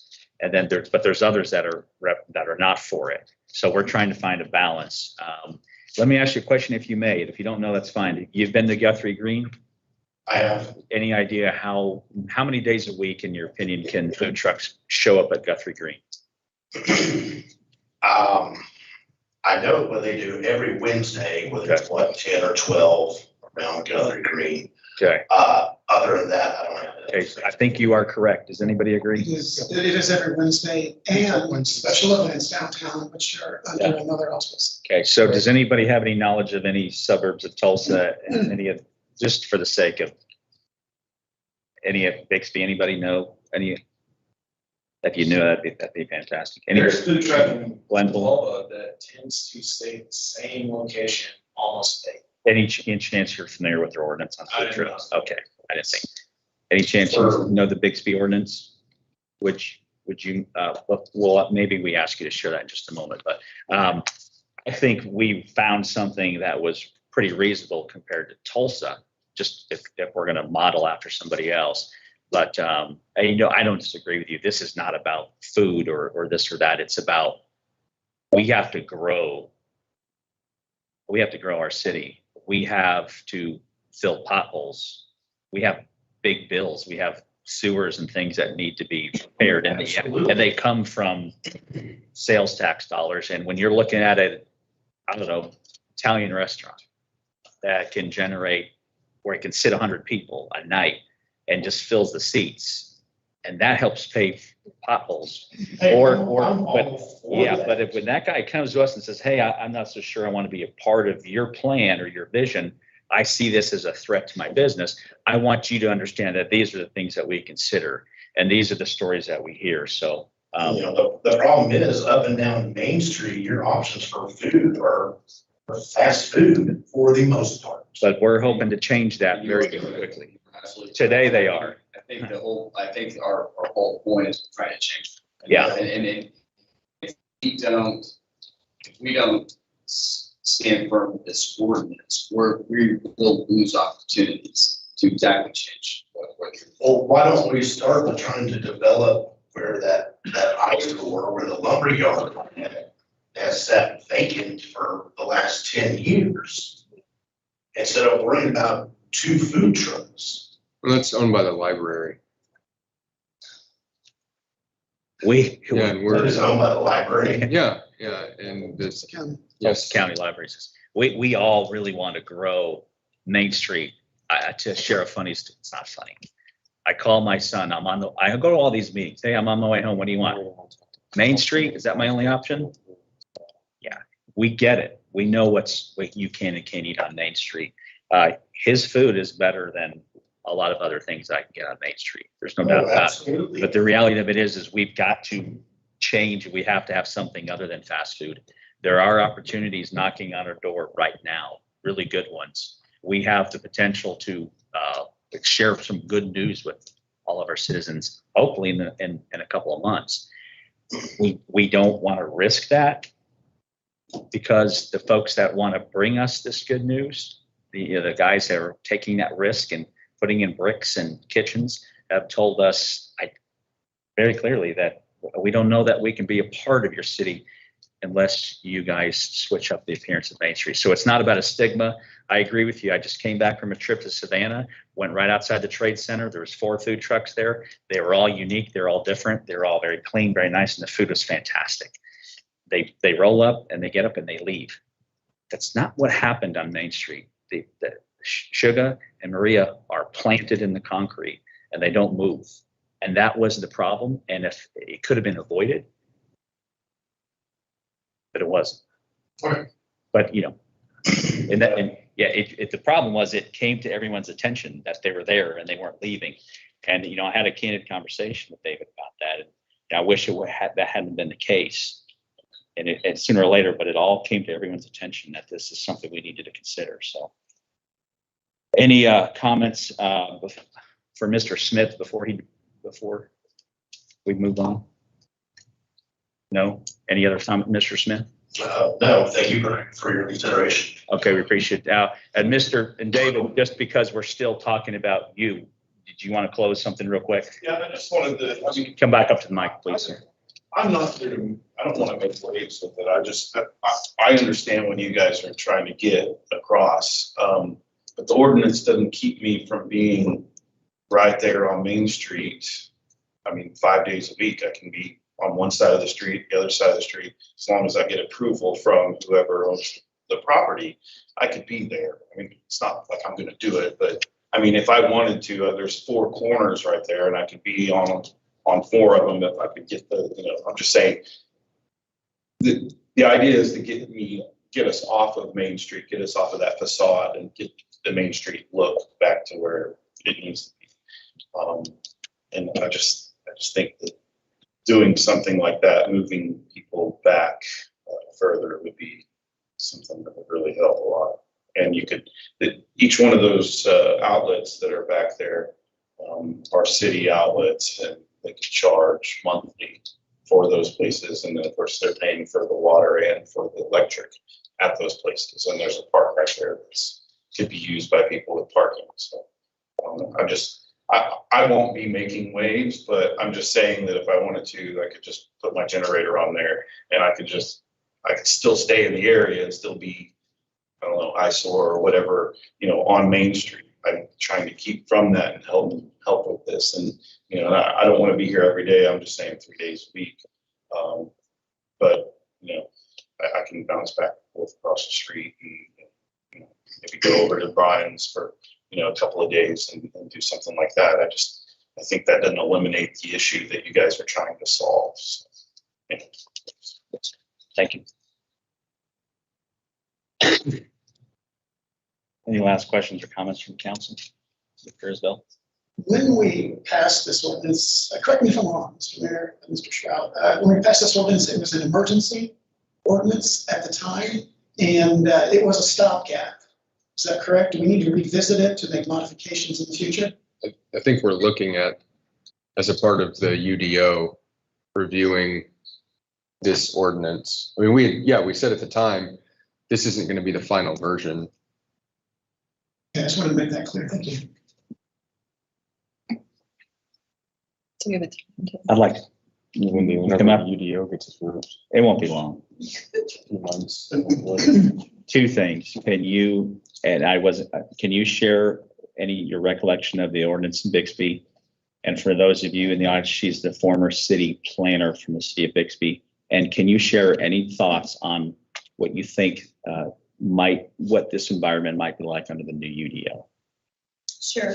At the city of Bixby, they had very similar feelings that I hear from the council tonight. There were only 2 restaurants, period, in the downtown. And they were extremely vocal, especially one. So they were adamant. That brick and mortar said, absolutely, positively, I will not allow you to let them in, and I'm not competing with them, and felt very personally violated that they would have to compete with a food truck. So they were allowed during festivals, and there was a special permitting process. When I first arrived, they didn't even allow Josh's snow cones, which was, you know, who doesn't allow Josh's, right?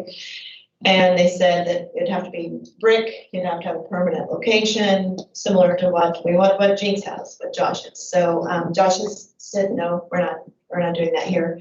They ended up passing an ordinance that said you can come and sell go through the permit process if you sell seasonal items such as frozen treats, something like that, which allowed for Josh's, but not food trucks to compete with the restaurant downtown.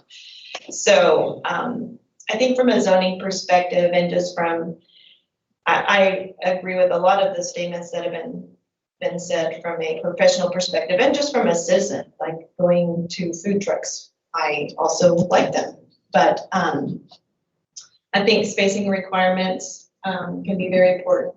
Having areas where they're completely restricted, where you can't have, we don't want a food truck on Main Street, period, and except maybe outside of a festival, but not just on a day-to-day.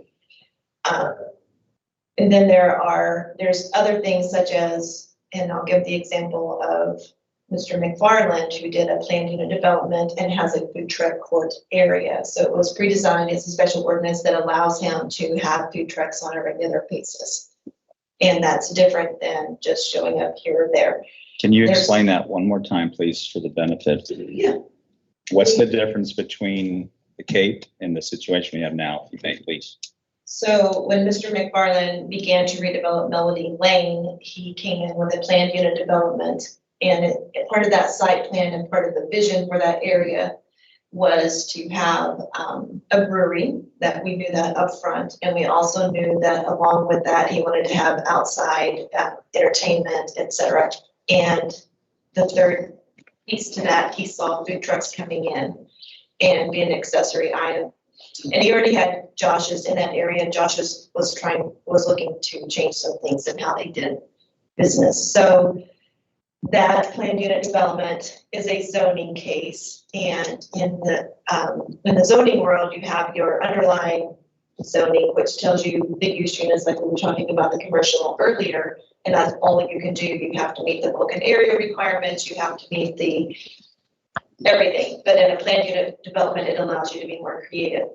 And we didn't really have a place for food trucks, but it was written into the his personal zoning ordinance. So that becomes the law for that boundary and that property.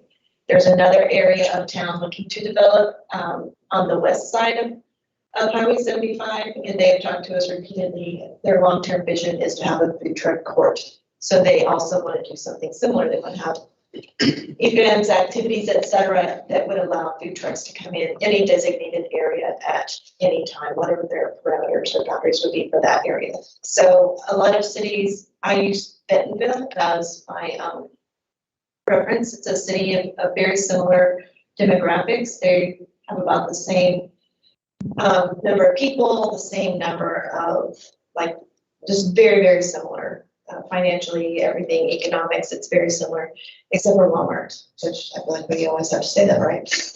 We don't have Walmart. But the city of Bentonville has one food truck on their, just outside of their main core, and I haven't talked to them, but it's always there. It's between buildings, two existing buildings, so a building has been removed. This is a 25-foot lot, and there's always a food truck. It's a taco truck, it's really good, it's always there. You go down to the trailhead and there's a food truck court. So there'll be 3 or 4 little food trucks. They're always there. It doesn't matter what time of year you go there, you can get food at that little lot next to the trailhead. There are, they have restrictions. They have areas where you can have food trucks and areas where you cannot have food trucks. And then there are some cities that do spacing requirements. You can't have one, you have to be 600 feet from the next one. You can only be there 12 hours. There's a lot of things we can do when we update the Unified Development Ordinance. And I think limiting where they can go, if our main street is our highest priority and our most prized possession, then it's okay and it's acceptable to stay within this many feet and no food trucks. But we will allow you for this many hours every day on in these other areas. And for the sake of those that are trying to follow along, when will this new Unified Development Ordinance come into fruition? We got the last half of the articles in last week, and I forwarded them to staff. We'll be meeting next week to review them. Once we get our edits done, it will go to the committee that reviews them. I really, really hoped we would have it by the second meeting in September. It's possible. It's probably going to be the second meeting in October. So end of summer, early fall. Any questions or comments from Mrs. Hilton? No, thank you, Mrs.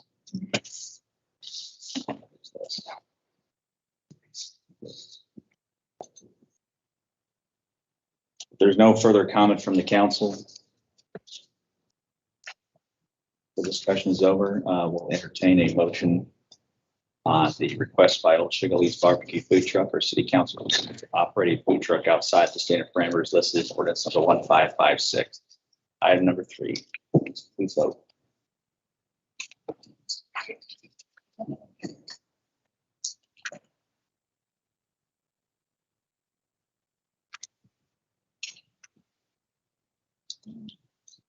Are we going to say yes or no? Did I miss something or? Yes or no? How would it be? We're either yes to approve the variance or no to not approve it. Okay, I will make the motion. Item number 3, request by Old Sugar Lee Barbecue Food Truck for City Council approval to operate a food truck outside the standard parameters listed in ordinance number 1556. Is your motion to approve the request or to Motion deny to the request? approve the request. I'm sorry, motion to approve item number 3, the request by Old Sugar Lee Barbecue. Motion to approve. Sorry. Are you approving his? You're making a request motion for to Thursday, approve Friday, his Saturday? request for us to vote on. ignore the ordinance? No, this motion is to approve his variance. his request. So you're making a motion to approve his request. Correct. Okay, Councilor Isbell is making a motion to approve his request and not the ordinance. Is there a second to Councilor Isbell's motion?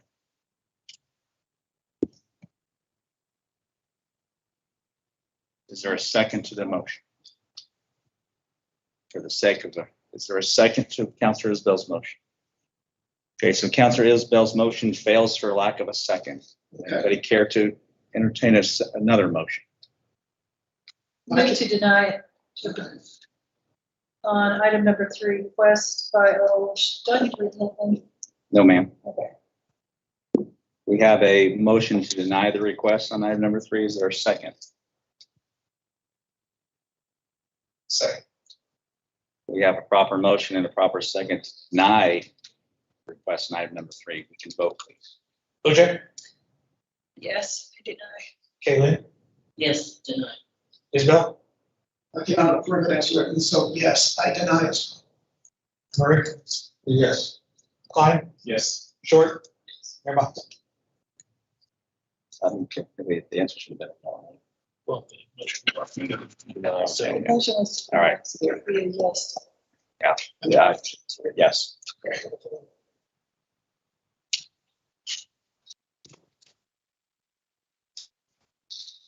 Okay, item number 4, request by Tacos El Voto Food Truck for City Council approval to operate a food truck outside the standard parameters listed in ordinance number 1556. This is also page 151. Is there any questions or comments from the council before we open the floor to our guests? No question or comments from the council. We'll close the floor to the council and we will invite, where are we? Is it Mr. Manzo or who's speaking? George. George, welcome, sir. But they're going to represent So, since they're the front. One, left, right, we'll get there. Come on up. I think we called it food trailers. Can I have your first and last name and your Oh, my address? name is George Mondo and at 120 East Main. Thank you, sir. And I think if we changed the name to trailer, then we wouldn't be legally we could. Yeah. But my request was just to, not trying to sidestep or anything, but from what I understood, it had to do with affecting the streets. And their truck is on my parking lot, and they're not going to be there for longer than 6 months because we're going to be starting to build something else on the restaurant and in the parking lot. So they're going to have to be on anyway. So my request was solely to just want to stay there for, the new people might want to start building quicker. And so that was my request. You have a contract for sale? You have a contract for sale on your property? We have a term sheet signed and we should get a contract tomorrow. Congratulations. Thanks. You've been waiting a long time. Yep. It's been, a lot of options that we've had to deal with and the thing that's coming up is going to be pretty like and so I just know that we're going to have a cool thing where the parking lot is itself. There's going to be a whole new building there, 2-story building with upstairs deck and everything overlooking the city. And it's going to be a bar. And we're hoping to get a Top Chef winner restaurant from New York, Kid Cow, with a K, come in to start high-end Thai food where the Mexican restaurant was before. So there's going to be that one, and then the parking lot thing. And then when the parking lot venue starts, as soon as it gets approved and everything, they're going to have to go because they're going to be starting building and all that stuff. And they don't plan to stay there longer than 6 months. And I don't know how long they're going to want to start, how quickly they're going to start wanting to build. It might be 3 months. So that was my request to just kind of like, since it's not affecting the city streets per what the ordinance is applying, that it's affecting the city streets and driveways and all that stuff. Since it's just staying in a parking lot, if it was okay to extend it out for a little bit. That was my request. And like I said, it's not going to affect anybody for that long. And if it's cool, say, go ahead and stay there for a little bit there. And since it's not affecting the city streets, should use talk, in my opinion. So they pay their electricity through the city. They got a contract with the city. They're also health department approved. And so, but like I said, they're not meaning to stay that long because they know what's coming. So it's gonna be a cool thing. Thank you, Mr. Monzo. Yep. Any questions for Mr. Monzo before he departs? Thank you, sir. Thank you. Good evening. If you could come forward, give us your first name, last name, address, color of your truck. Hi, my name is Cassandra Guerrero. Live at 11414 South 8 here in Jenks.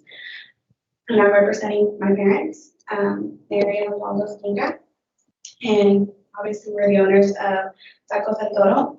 And like you were saying, we're only wanting to stay the 6 months and preferably if you guys could find us something permanent. We're not wanting to give Tulsa, Bixby, Glenville our business. We live here in Tulsa, in Jenks. I graduated from Jenks High School. I'm a Jenks lifer. My brother graduates next year. We preferably want to give you guys our business. I begged my parents because they were actually going to park in Glenville at a gas station in Glenville. But I was like, if we live in Jenks, I grew up in Jenks, why not give Jenks our business?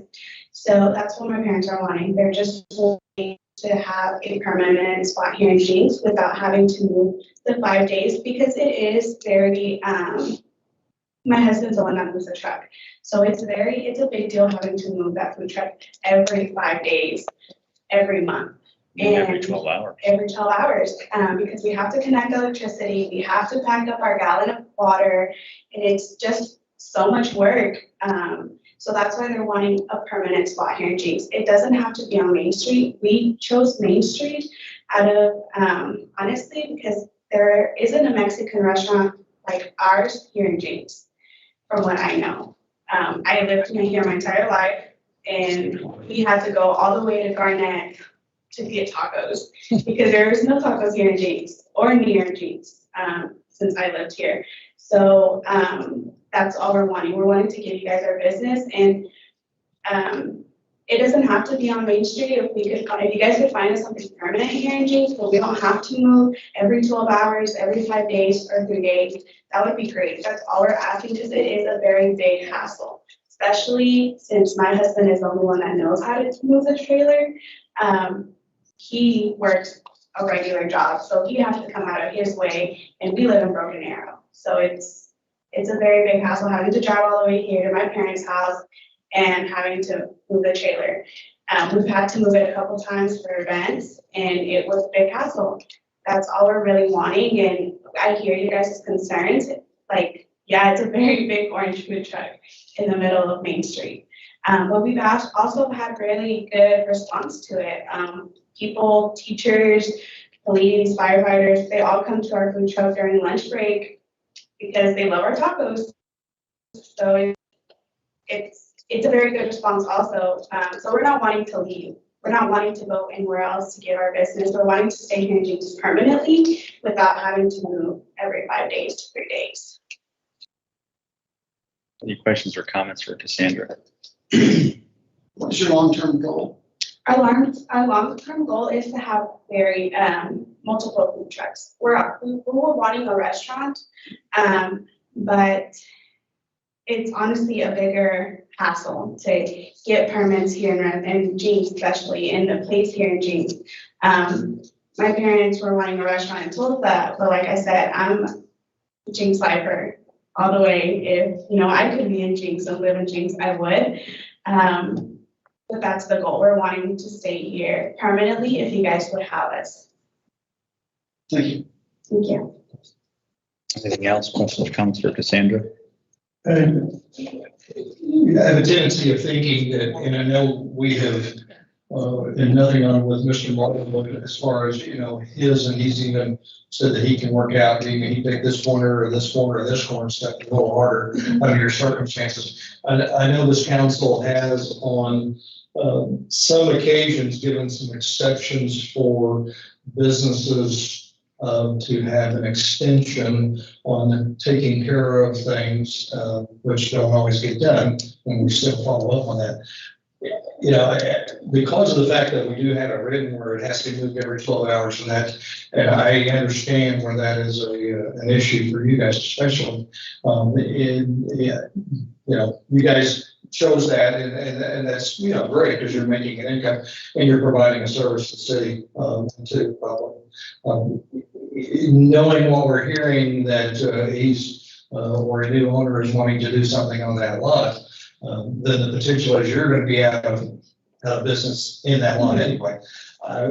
I don't know, and I'm not wanting to go against anything that our ordinance says, but I'm, personally willing to maybe offer as a suggestion that we could, I don't know, look at this in 3 months or 2 months. I don't know, just as a thrown out, just to see you're not on the street, and I appreciate that. And I know they say it's private property and you've got permission, but people can't just do whatever they want on private property, whether they own it or they do so. There are still regulations and still things that have to be followed. And I'm just throwing this out for conversations. Yeah, I definitely agree. We're not going against what you guys are wanting. Like I said, we love being here and we love giving you guys business.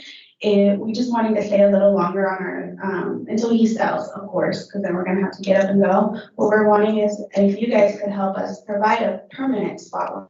Guys, like, okay, you guys can be here all year round, and we're open Monday through Saturday, 11 to 9, and that's honestly all we're wanting. Something permanent here in Jenks, but we're not ruining your guys' vision for Jenks, but also we're giving business to you guys as well. Because honestly, yeah, Tulsa could have us, Glenville could have us, Broken Arrow could have us, but we're not wanting to go that far, especially us being citizens of Jenks. And me graduating from Jenks, my brother graduating from Jenks, we would love to rather be here in Jenks. And it is a big hassle trying to move, because since we cook freshly every single day, we have to pick up all our food, tanks of water, you know, all our cables, and it's a very big hassle having to move 3 to 5 days, you know, every 12 hours.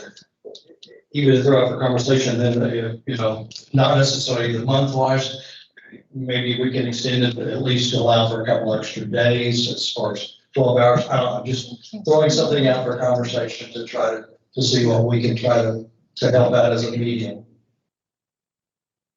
I've got one question for you. What was your first day of operation in that location? April 20th. Yes. Say something real quick. When we allowed them to come and stay in our parking lot, we checked with the city and the city approved. It's not like we were doing whatever we wanted with our parking lot. It was approved, it was encouraged, it was applauded. Everybody we talked to was like, yeah, that's awesome. So it's not like we were like, hey, it's my property, I'm doing whatever I want. It's just that we were following protocol, like the city was at the time. I just want to make that little point. And we also have a contract a year long with him, and we bought the permits with you guys for a year as well to be here within the limits of Jenks. So we have all our paperwork in order. You guys should have copies of all that. We made sure it was okay for us to be here from the get-go. Questions or comments for Ms. Cassandra? I'm sorry, Cassandra, I got your last name. Guerrero. Guerrero. Any other questions or comments from Ms. Guerrero? Thank you so much. Thank you.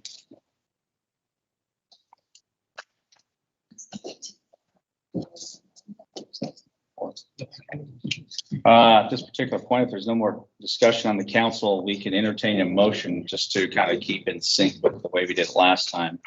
The vote will be a yes if you are not in favor of providing the variance, and it will be a no if you are in favor of providing the exceptions. Depending on the motion. So make the motion the same way you did last time.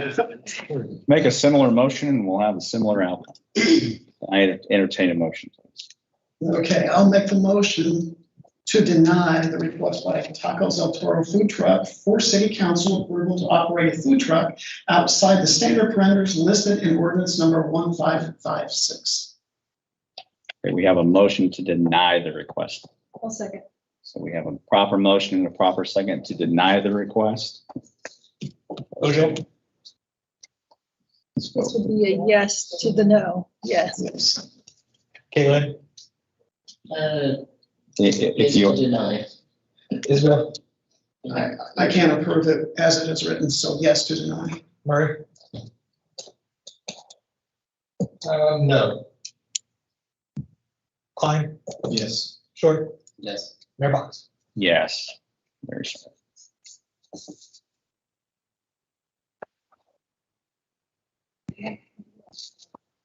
What was the previous count? Number 3 was 6-1.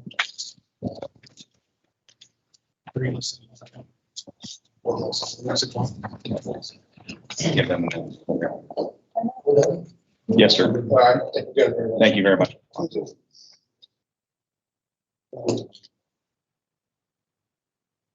Oh my God.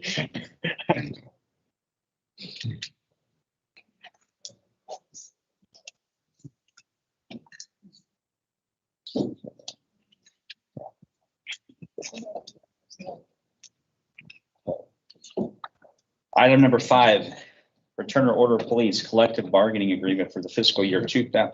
I'm sorry. Can we take a 5-minute break? Vice Mayor is requesting a 5-minute break. Our decoy winner for 2020 is in approval. So we're going to take 5 minutes. Hey, we got 5 items. What do you mean?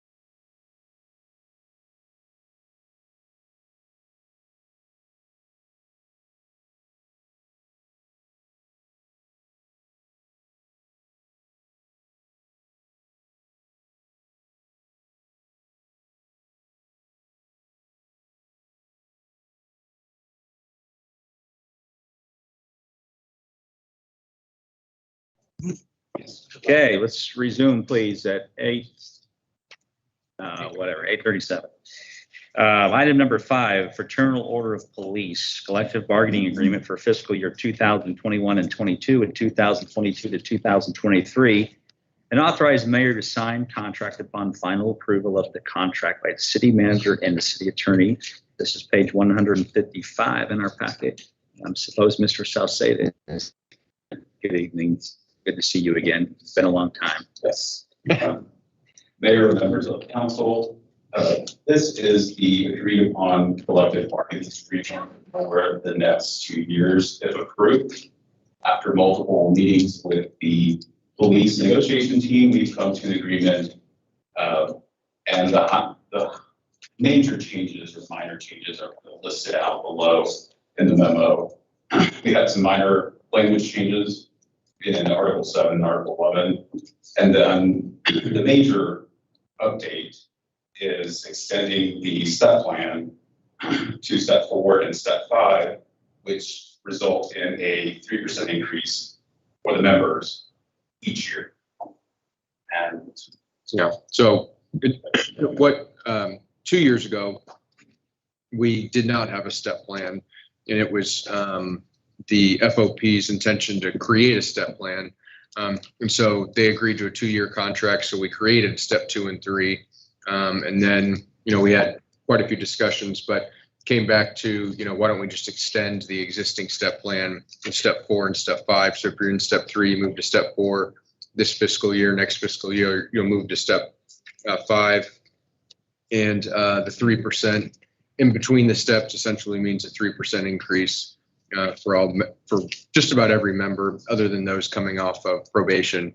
So I think both parties are pretty pleased with it. The FOP, the local has voted on it and approved it. And so now we're just presenting it to you for council's approval. Thank you. Any questions or comments from council for Mr. Salcedo? Mr. Murray? Thank you for your many years of service. Oh, I think it's frustrating when the FOP can stand and negotiate because I have spent too many years worrying about those things. And I know it's also just doing a ratification on their contract right now, but they do about 12 steps and their top head officer is upwards of about 80,000 a year. But they have a little bit more income than we have to work with. So I think anything that we can get for our guys is always appreciative, and I do appreciate what they do. So always look for more money. Thank you, sir. Any other questions or comments? Mr. Murray, do this the honor, please.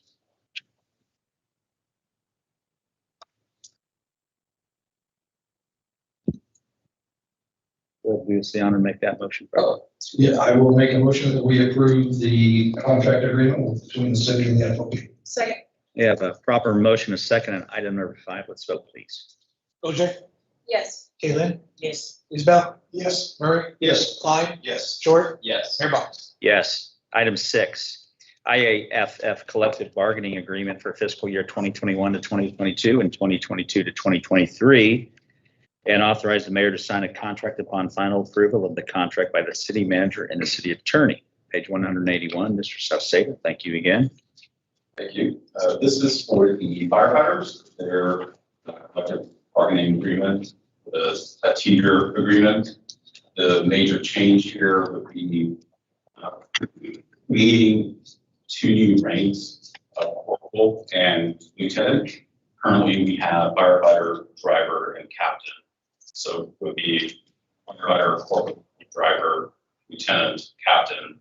And those 2 positions are to essentially serve in a relief capacity whenever they're currently working in an out-of-class pay capacity. So if there isn't a driver, a firefighter steps in, so they're actually working as a driver. And if there isn't a captain, then the driver steps in, so they're actually working as a captain. So this kind of generates out-of-class pay. The change here is to make the corporal and the lieutenant kind of those positions to kind of mitigate the need to essentially pay out-of-class pay. And the offset is paying them an additional $2,500 on the base, on the respective base of the driver and firefighter. and also resulting in a 3% increase for year 1 and year 2 of the contract. All. Yeah, and so this is again this would be the first 2 steps in the step plan for the fire department. So they're kind of 2 years behind in the step plan, but getting them, adding a step 2 and adding a step 3, and then the corporal and lieutenant position. So those are really the main points, and we really worked pretty hard to try to find a solution on the out of class pay. And I think with Chief's help and with the help of the local, we came to this agreement, and they agreed to it, and now we're presenting it to you to get your approval. Let's just say that how many corporals and or lieutenants do you expect will have it as a result of this change? So overall staffing, but they have the ability to have 6 corporals and 6 lieutenants. Okay, so they will could have 0 drivers. So they'll be given the opportunity to test and promote to this rank, but you will not make immediate promotions simply because you have somebody that should have been there already. Correct, and I think the team is working on an MOU to kind of establish promotion qualifications and requirements. Are you of the opinion that we are understaffed in our fire department?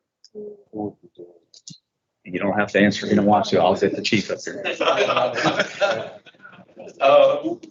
From a things aren't going well. Please answer before he starts listening. From a money standpoint, at this point, can we afford it? Probably not. Okay. It's something that we would have to explore and bring before you a public safety district. Okay. But we're exploring that option. Correct.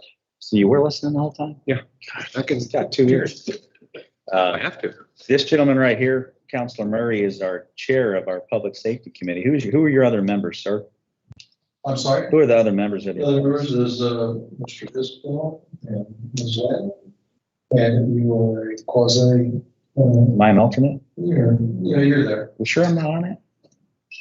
How could I avoid this? Really? You're on it. I love public safety. But, yeah, well, yes. In the future, with any of those good discussions about how we can get to them to the point where they feel more than confident going into a fire because they have all the man and woman power that they need.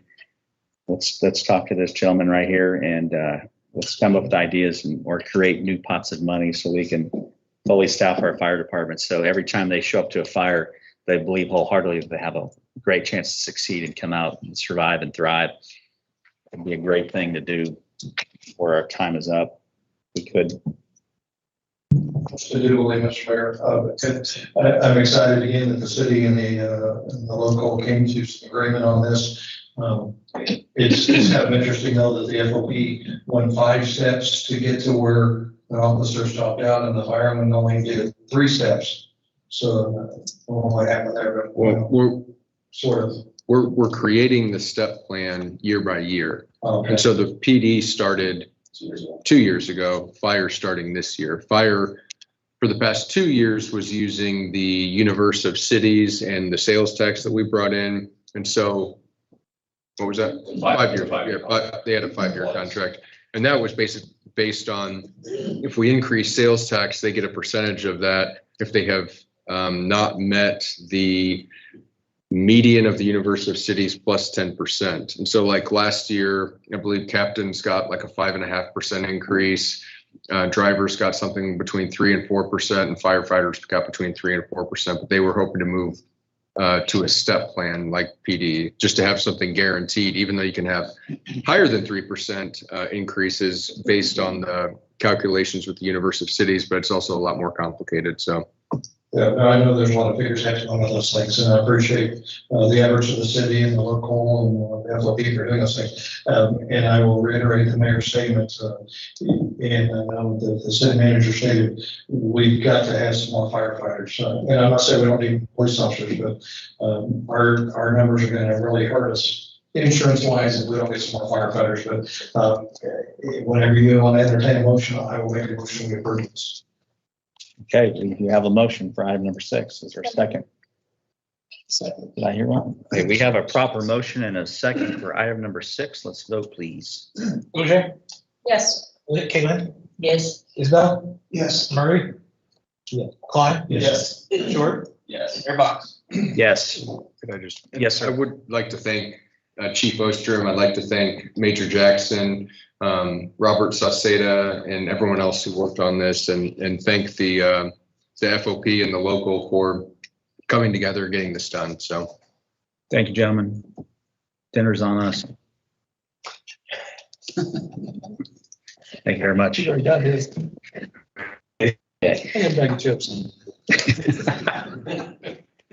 It's always good to see you, Major Jackson. I know. No. Thank you. Item number 7 is resolution number 739, Tulsa County 2021 multi-jurisdiction, multi-hazard mitigation plan. Major Jackson, we're on page 211.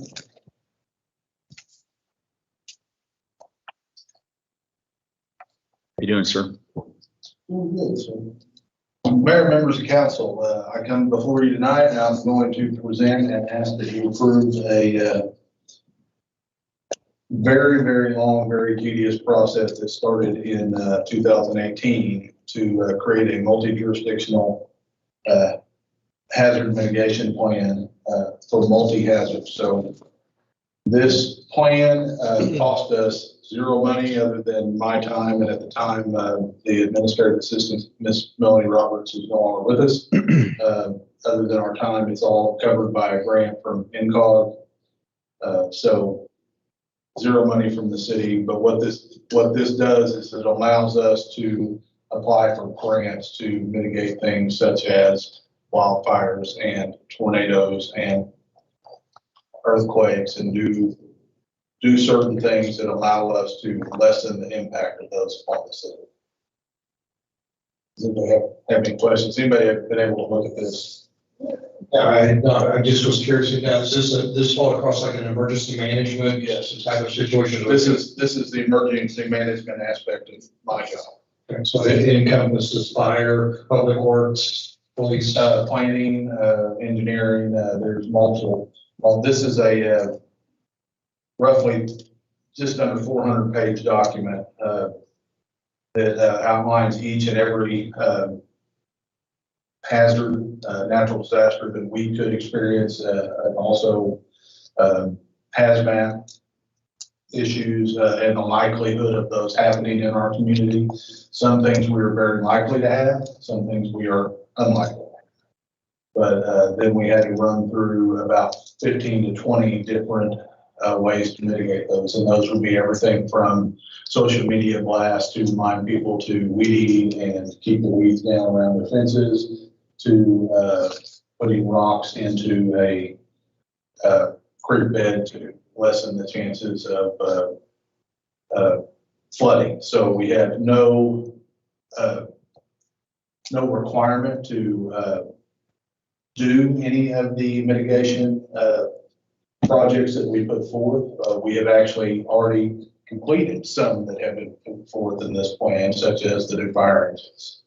So, and bringing on more team members to assist in the EOCs. There's bad weather and, other events. So we have completed some, and some we have on the books that I believe that Mr. Carr is looking at now, some water issues and stuff. So this document allows us to apply for grant funding. You need to submit a lot of stuff to be able to apply for stuff, or this document allows us to apply for the any grant funding for mitigation. You don't have this document in place if you apply for a hazard mitigation grant, and you don't have it, the answer is no. Okay. Who's the grantor?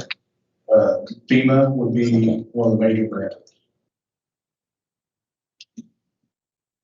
Any questions for Major Jackson? No questions for Major Jackson. Thank you, sir. We appreciate it. I would encourage you guys to read this riveting. And Brandon, if we do get the sign, I need it first thing in the morning. It's due tomorrow. Make a motion that we approve. Second. We have a proper motion and a proper second for item number 7. So please. Jenks? Yes. Caitlin? Yes. Isabel? Yes. Murray? Yes. Klein? Yes. Short? Yes. Airbox? Yes. Mayor Jackson, I'd suggest you hang out to the end of the meeting. I will sign it when we're done and be happy to hand it to you. I probably won't be available first thing tomorrow morning. You bet, sir. Item number 8. Maybe we can vote on taking back that air conditioner. Maybe we can vote on that. We did 8, 9, and 10. What about that air conditioning? What about that? Reset. I'm telling you, I just can't see it. So everything will blow them out. Okay, item number 11, Jenks zoning 21-6 is a request by Lisa Goldsmith for a zone change from RS1 to OL. General locations 208 East Aquarium. We're on page 222, and Mrs. Hilton will lighten us with the details.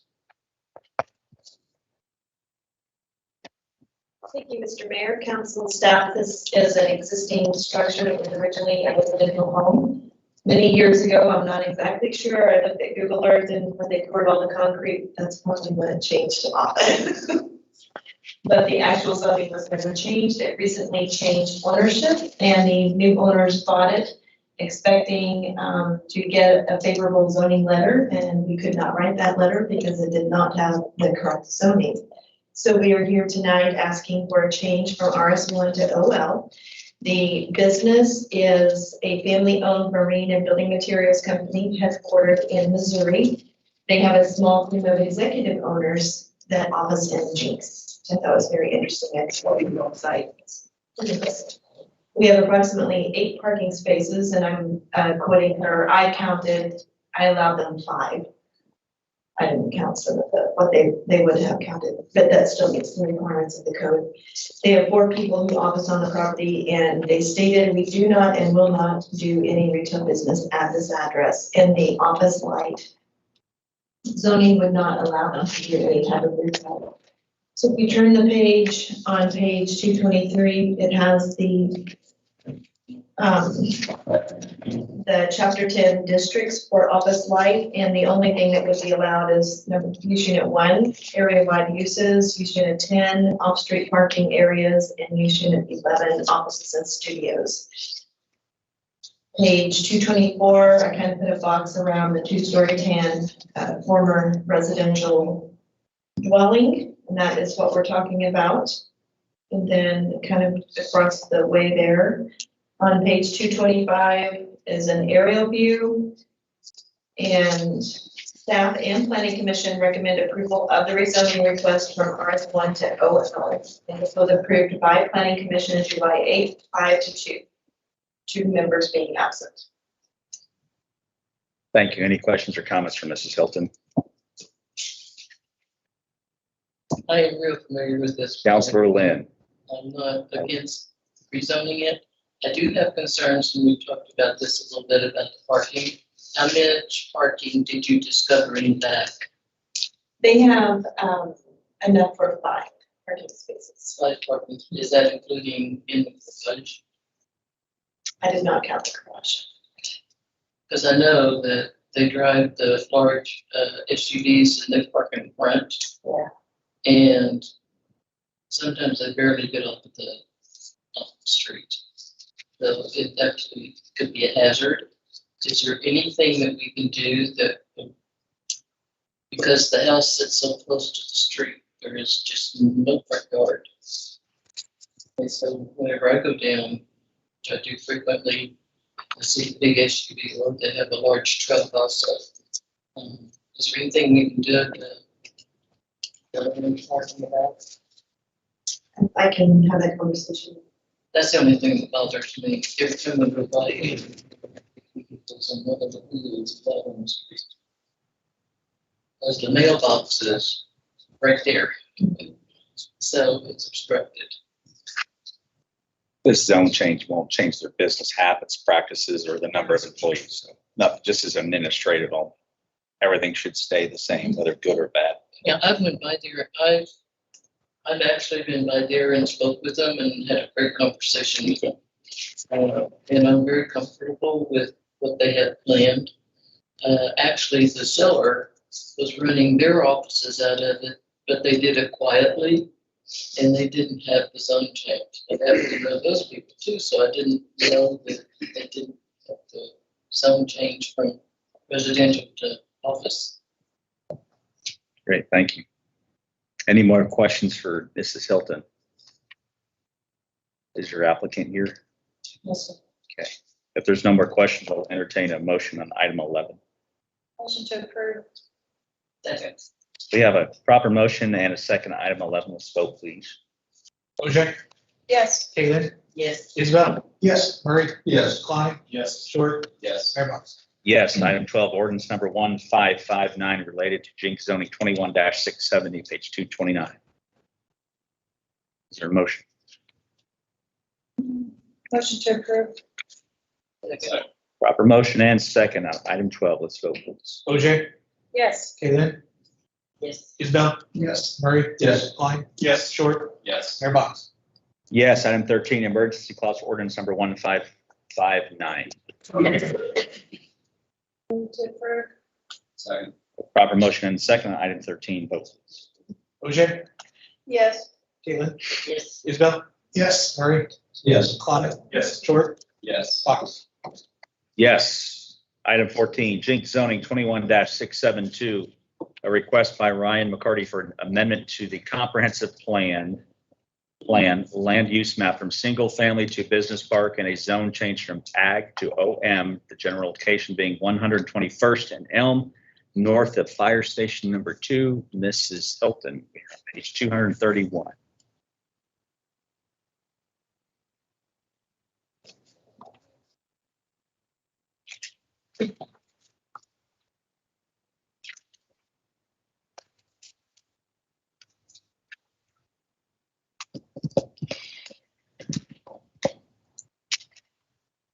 Excuse me, for Lynn's.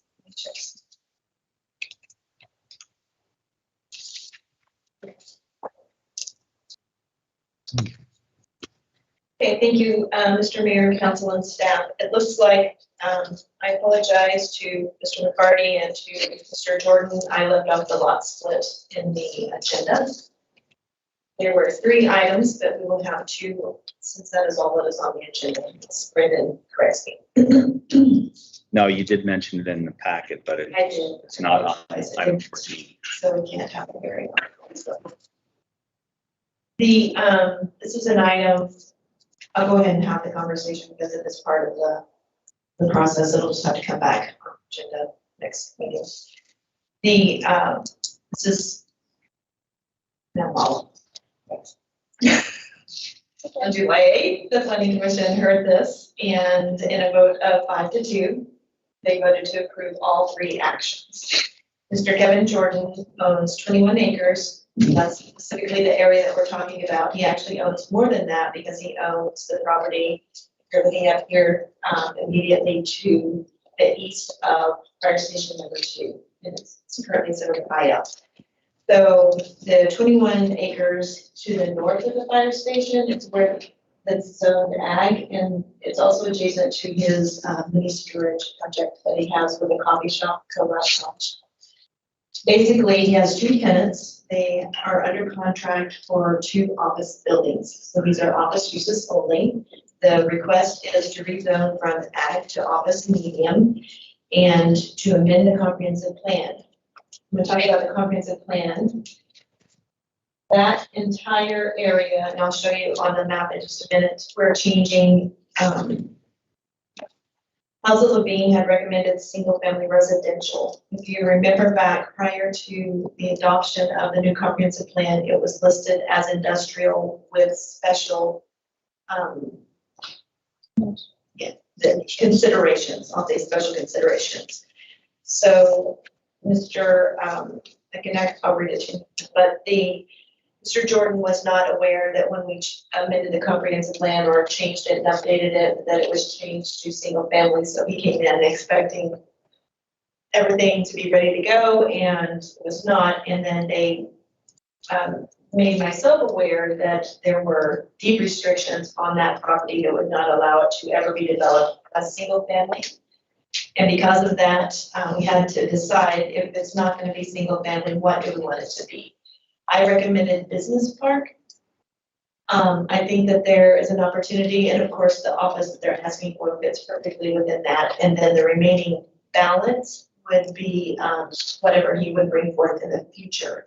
So immediately, they would build 2 office buildings just directly north, and then later they would come back with a planned unit development, most likely to accommodate some other ideas and plans that he has. So there are 2 requests, and then you'll hear a lot split application in 2 weeks. One is to amend the comprehensive plan to allow for a business park rather than medium intensity. And the other one is to rezone the overall parcel from ag to OM. And by overall, I'm talking about the part that would have been lot split. On page 232, requested zoning is office medium. If you look down at the bottom, it tells you what would be allowed in an office medium. That would be use unit 1, use unit 5, which is community services and cultural facilities, use unit 10, off-street parking, and offices and studios. And the only difference really between office light and office medium is that use unit number 5, which is community services and cultural facilities. And neither one of those would be disagreeable in that area. That's what they've happened in this case. The lot split will come back to you, and when it does, I'm asking as staff for a deferral of the plat. When zoning is changed, it requires platting, and they still are required to plat, but I'm asking permission to go through the lot split process and plat the entire property at the time of full development. So they will not get out of platting, it will just be deferred until the next phase is brought before you.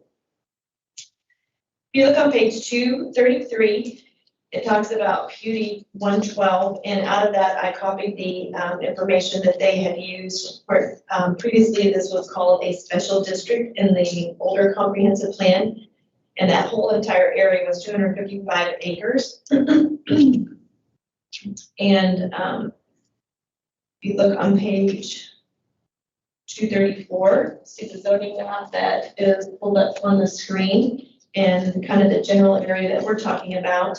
On page 235, we have the comprehensive plan, and that is everything within that blue border there is, everything is a very pale blue border, but all of that would be amended tonight with your approval to go business park. We have a general aerial view on page 236. And kind of zoomed out so you can see the entire area. And then you see the fire station further down on page 237. So this application tonight before you is 2 requests. 1, comprehensive plan amendment, and you will need to vote on that first and separately on the zone change.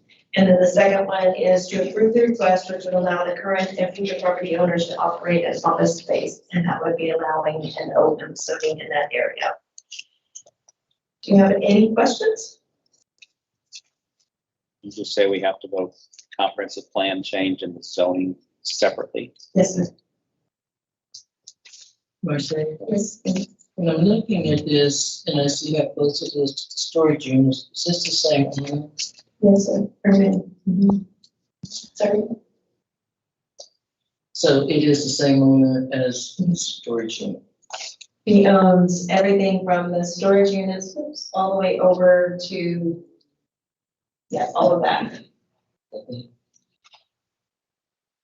And more, actually, everything that's in the pink too. So the pink and the yellow, everything with the blue on that page down there. Any other questions from council, from Mrs. Elton, Council Short? So this was originally zoned residential. No, it's ag. Okay. But it certainly appears in the map that the intention was to continue the zone, making this residential because the stub of this neighborhood north of them ends. Right, Yeah. well, it is the intention to create some type of connection, whether it's residential or something else. This is trouble. Now, Housel and Levine recommended RS. Correct, but there are very obvious age restrictions that will not allow residential here. It should have been noticed and corrected during the comprehensive plan process. I think it was an oversight on our part because we know I don't think you can put houses, I don't think you can do anything with the property. So with the case of the fire station, there's a lot of remediation, really expensive remediation that was done so that people could sleep there and other stuff. And so when this came up before us, I think we thought, oops, this shouldn't be whatever it is on the current comp plan. Because I think in the old comp plan, it was considered a special district. So whatever you see in the existing comp plan was kind of an oversight. And the fact that we went through some of the other PUDs and had all these conversations with Churchill Park about, actually having some development there, and there were a lot of people, but I think everybody around there now knows, what the future basically development concept is for most of this property, and that's probably why we don't really see many people here. So is there gonna be access to Business Park through on Locust? Or is it just gonna be blocked? It's to be determined. There will be some type of access, but it may be, limited. Maybe that. And so the intention is the only entrance to this property is through the thin strip coming off 121st on the. I think there's a site plan. Let me see if I clicked it. I guess not through the storage unit. They can't go, they can't physically cross it. No, there's a ditch there, isn't there? Yeah, there's a ditch or a hill. So what's your guess? It goes up or down. So looking at page 6, are you guessing that the access will be a road that runs immediately right north and south, right to the just to the east of the fire station? Is there a dirt road there now? Yes. Okay. Okay. It's somewhat underdeveloped. Yeah. Right. Storage and all that stuff. And again, we're just voting on the comp plan change and the zone change tonight, not all the. Beat up the road right now. So I forgot I had included all of that. On page 239, it clearly states in the deed restrictions that it's, I provided a copy of, to not allow the property to be used for residential purposes, it being the expressed intent of the parties that the property will be used for industrial or other commercial uses. And at no other time will any persons be domiciled or otherwise reside on the property. And it goes on, it has additional restrictions. And then you'll see on page 243 is the site plan, the general site plan. And Ryan McCarty is representing Mr. Jordan tonight, and he is present if you have any questions for him. Questions from council for Mrs. Hutton? Okay. Mr. McCarty, you're welcome to come forward if you'd like.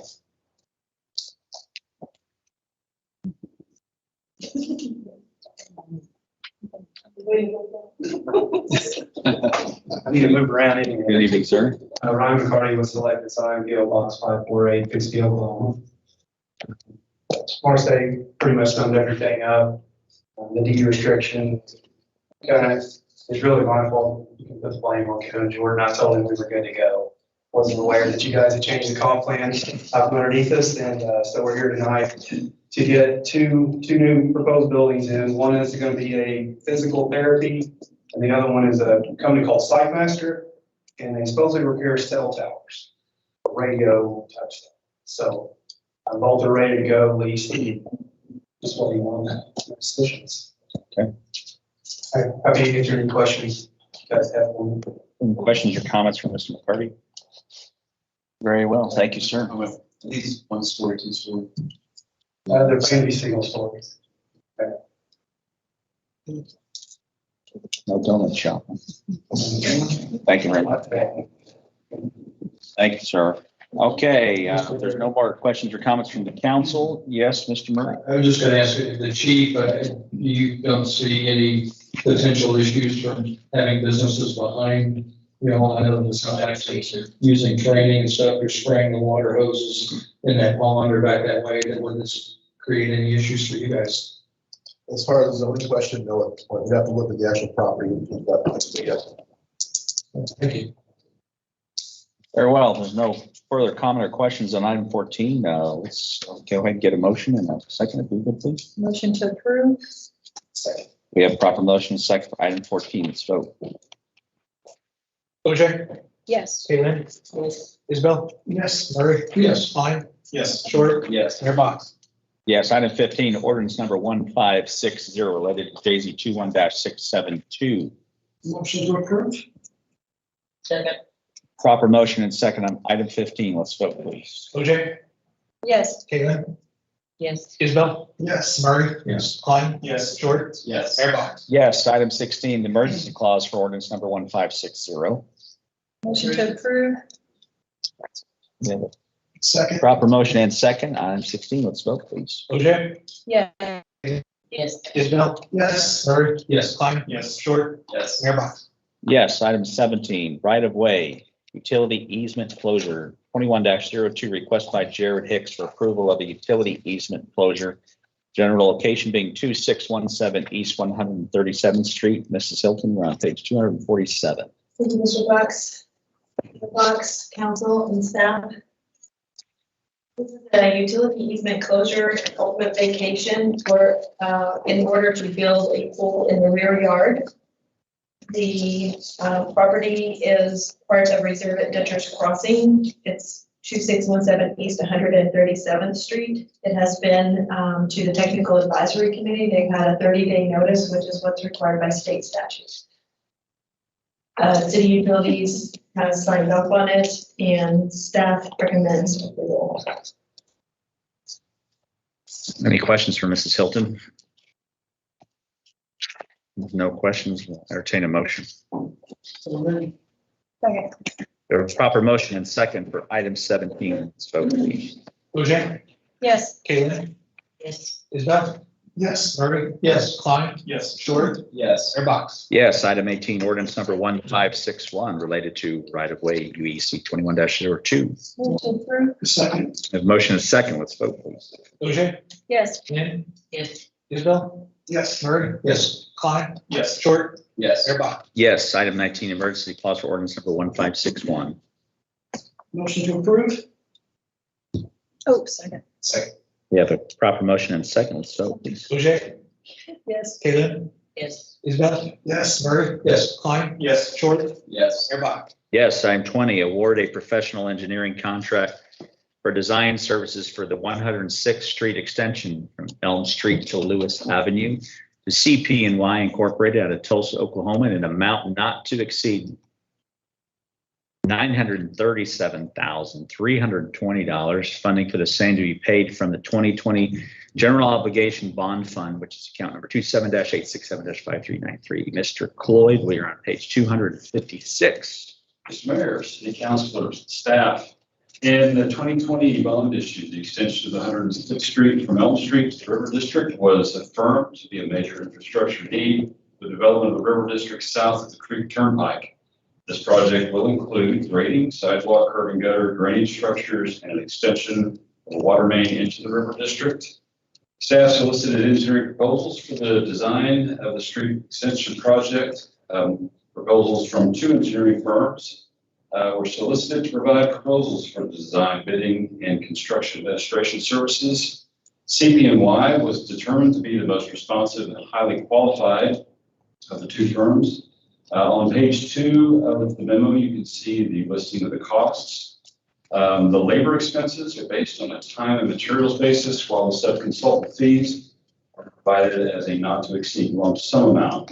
Staff requested that this proposal method be because we use that method because some of the work stated by both the consultant and sub-consultants could be less than the expected to complete this project. So this flexibility gives us the opportunity to keep the city from being charged for unnecessary work.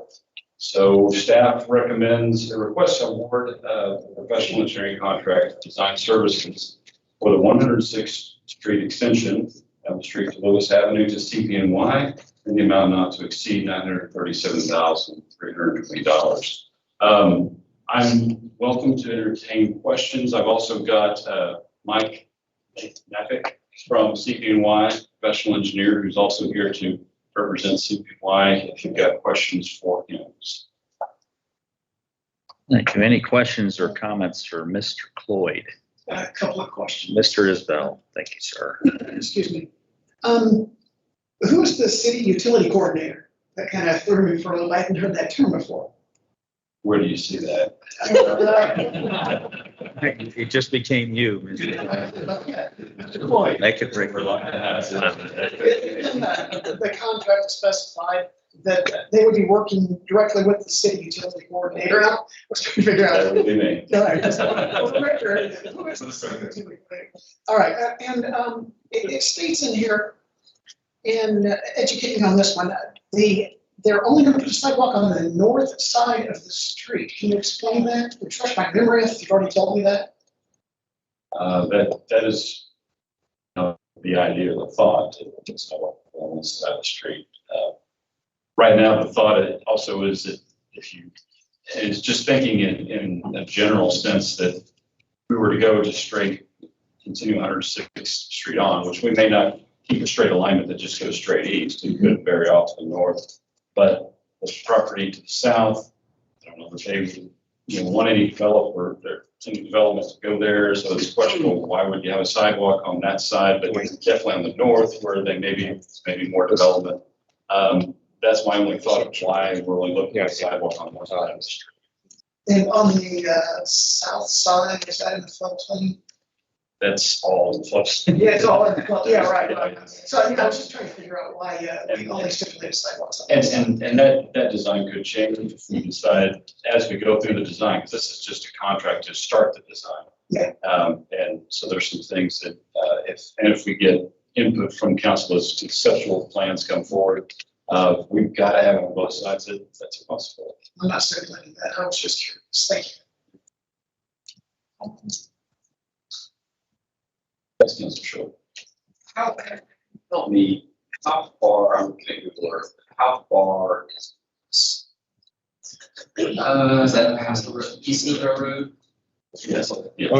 Basically, it's the 1 mile. Right. Yeah. Very close to the river. I didn't even know Lewis was on there, did you? That's what I'm asking. That's what, when you come under, when you go under the turnpike. Sorry. That's okay.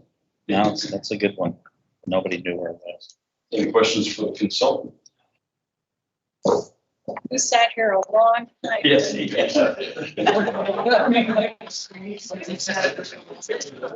what's gonna happen. Your name and your address? It's part of the- If you only want one question, I'll ask you one question. I know you will. Daylight? Mike or Dabbick, Dunkin'? CPY, our offices in I'm kidding. 20 East Fifth Street, Tulsa. Thank you. Do we have any questions for our consultant other than which donut he prefers? I'm sorry to be a new guy, we've done work. for- Yes, they're actually the firm that we did both the master plan for the wastewater treatment plant, and they also designed the phase 1 improvements for the wastewater.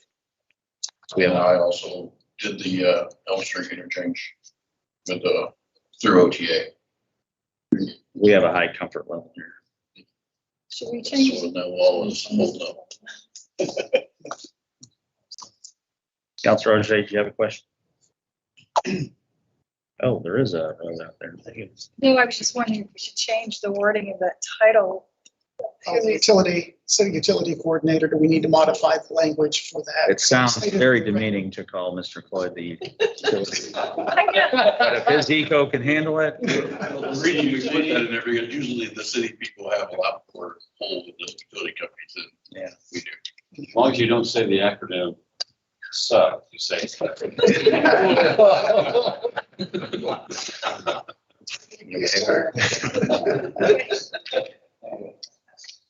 Do we have any other questions for our friend from CPMI?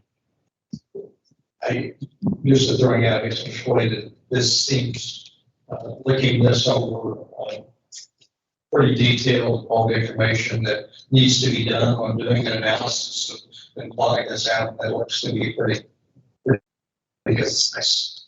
Yes, and again, there's things in here that we may not need to do, but we want to be thorough about going through and getting approval from our engineers, hydraulic analysis, the railroad, which we'll probably have to get approval for anyway. But yes, and try to put in everything we might need, but some of these things could be scaled back. Yeah, I mean, this is basically, this is basically the most you're gonna, basically what we did was we took the worst case scenario. I appreciate it because, I mean, we approve. There's But we don't want to spend it if we can help it, but thank you though for. Yeah, there's a lot of variables in this project that we are gonna have to figure out going through the process and everything. So basically, this is our best guess of what the worst case scenario would be for you guys. Very good, thank you. Last call, any questions for either of these gentlemen? Very well, we have no further questions. We can entertain a motion to approve. Motion to the word. We have a proper motion and a second on item 20. So Okay. Yes. David? Yes. Isabel? Yes. Murray? Yes. Clyde? Yes. Short? Yes. Mayor Box? yes. Item 21, approval of the trust indenture for the Jenks Economic Development Authority. Page 280. Holy, good evening. Good evening. Waiting all night to Yes, knock this one out. big exciting stuff. You have before you a trust indenture to form a new public trust with the city of Jenks as its beneficiary, the Jenks Economic Development Authority. This is a separate legal entity and its primary purpose would be economic development incentives. The city of Jenks is the beneficiary. In previous years, or in recent years, the city's mostly been using the JPWA as our economic development vehicle. It has limited economic development purposes listed in its trust purposes. Every trust can only do what's listed in its trust indenture as a purpose. We've had some inquiries to do some things like financing advances for a TIF, or we've had talks that maybe it would be nice to do some kind of revolving loan fund as an economic development incentive for small businesses or for downtown facade improvements, something like that. Those kinds of things seem to really be pushing what the JPWA's purposes are. And so the idea is to form this new entity that could do anything we can imagine that we might want to do with economic development within the bounds of the law, of course, but it has nice broad trust purposes. So this first document, the trust indenture, is what we need to create the trust, to provide just a very basic structure for what the trust would be. It sets up that you as the city councilors would be the trustees, just like on the JPWA. And those are really the main points on it. It's not a very exciting document, but it should have the nice broad purposes that we need to accomplish the purpose. And this evening, it would be, if you approve this, it'll be a little different than when we usually approve something. You will need to actually sign the trust document before we move on to accepting the beneficial interest. If you can't accept a beneficial interest in a trust that doesn't exist.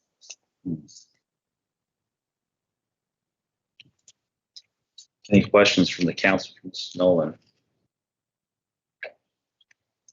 Yes, sir, Mr. Isbell. I've got several questions. And they're for clarity. I'm not an attorney, I'm not a banker or a financier or anything like that. First of all, the Jenks Economic Development Authority would be in charge of the trust.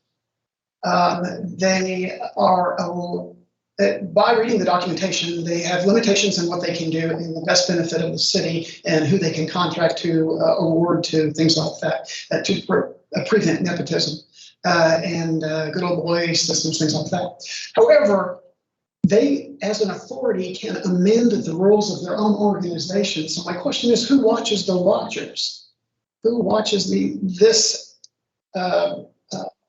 authority 20 years from now when the council is completely new and they want to make amendments to their own organization? How do we protect ourselves as a city from overreach of this authority?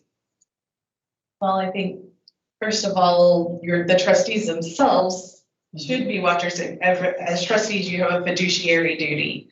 So that's, it's a high duty set by law, a duty of care, a duty of loyalty, duties of confidentiality. I mean, it's really even technically a higher obligation than you as city councilors as trustees, this fiduciary duty. So you have a duty to follow what's here, to follow the law, to act in the best interest of the trust and the city.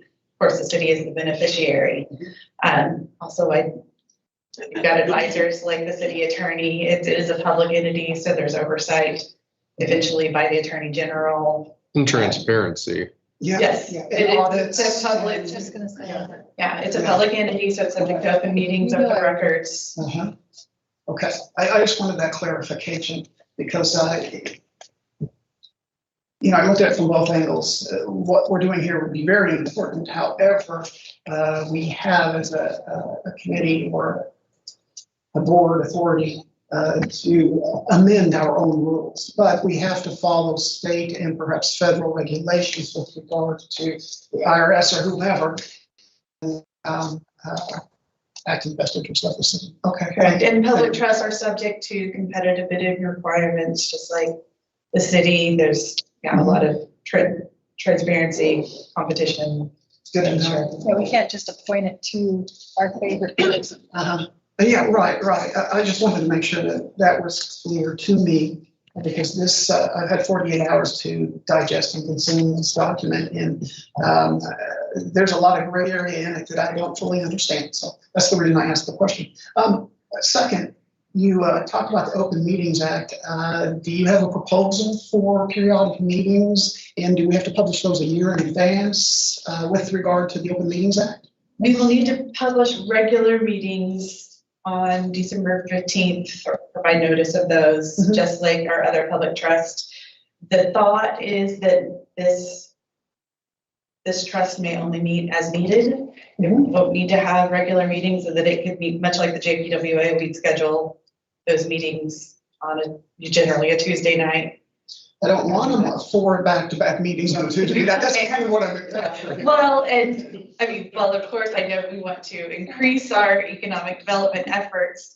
Sure. It's, in theory, it's an item we would have had on JPWA or the city anyway. So it shouldn't be, other than adjourning and reconvening a meeting, it shouldn't take more of your time in that way. Yeah. I wasn't concerned with the time. I was concerned with the duration. And my third and final question is, with regard to assets of the trust, would city property and city buildings be turned over to that trust to administer? I think that is the idea. The details have not been worked out, but that should be forthcoming at a very soon. Fire station, city? Probably just funds, I Yeah, believe. we'd is start the idea with- right now. With cash. Okay. And that, I guess conceivably, there could eventually be. Be land or otherwise, yeah. Here, I don't think the intent would be to take existing city facilities for governance purposes. That would still lie with the public works or other authority. Real property may come into play with respect to the new economic development authority, just through acquisition. But I don't think it's the intent to transfer real property into this trust. It's more liquid assets to create a fund to give us access to liquidity to exercise new and unique, different incentive packages versus what the JWA, JPWA has the authority to do relative to their document. Okay. Thank you very much for that explanation. That's all the questions I have for now. Any other questions or comments from Mrs. Noel? Very well. Citizen comment. It's okay, citizen comment. Thank you very much. You standing up to stretch, Mrs. Montgomery, or Nope. please come forward.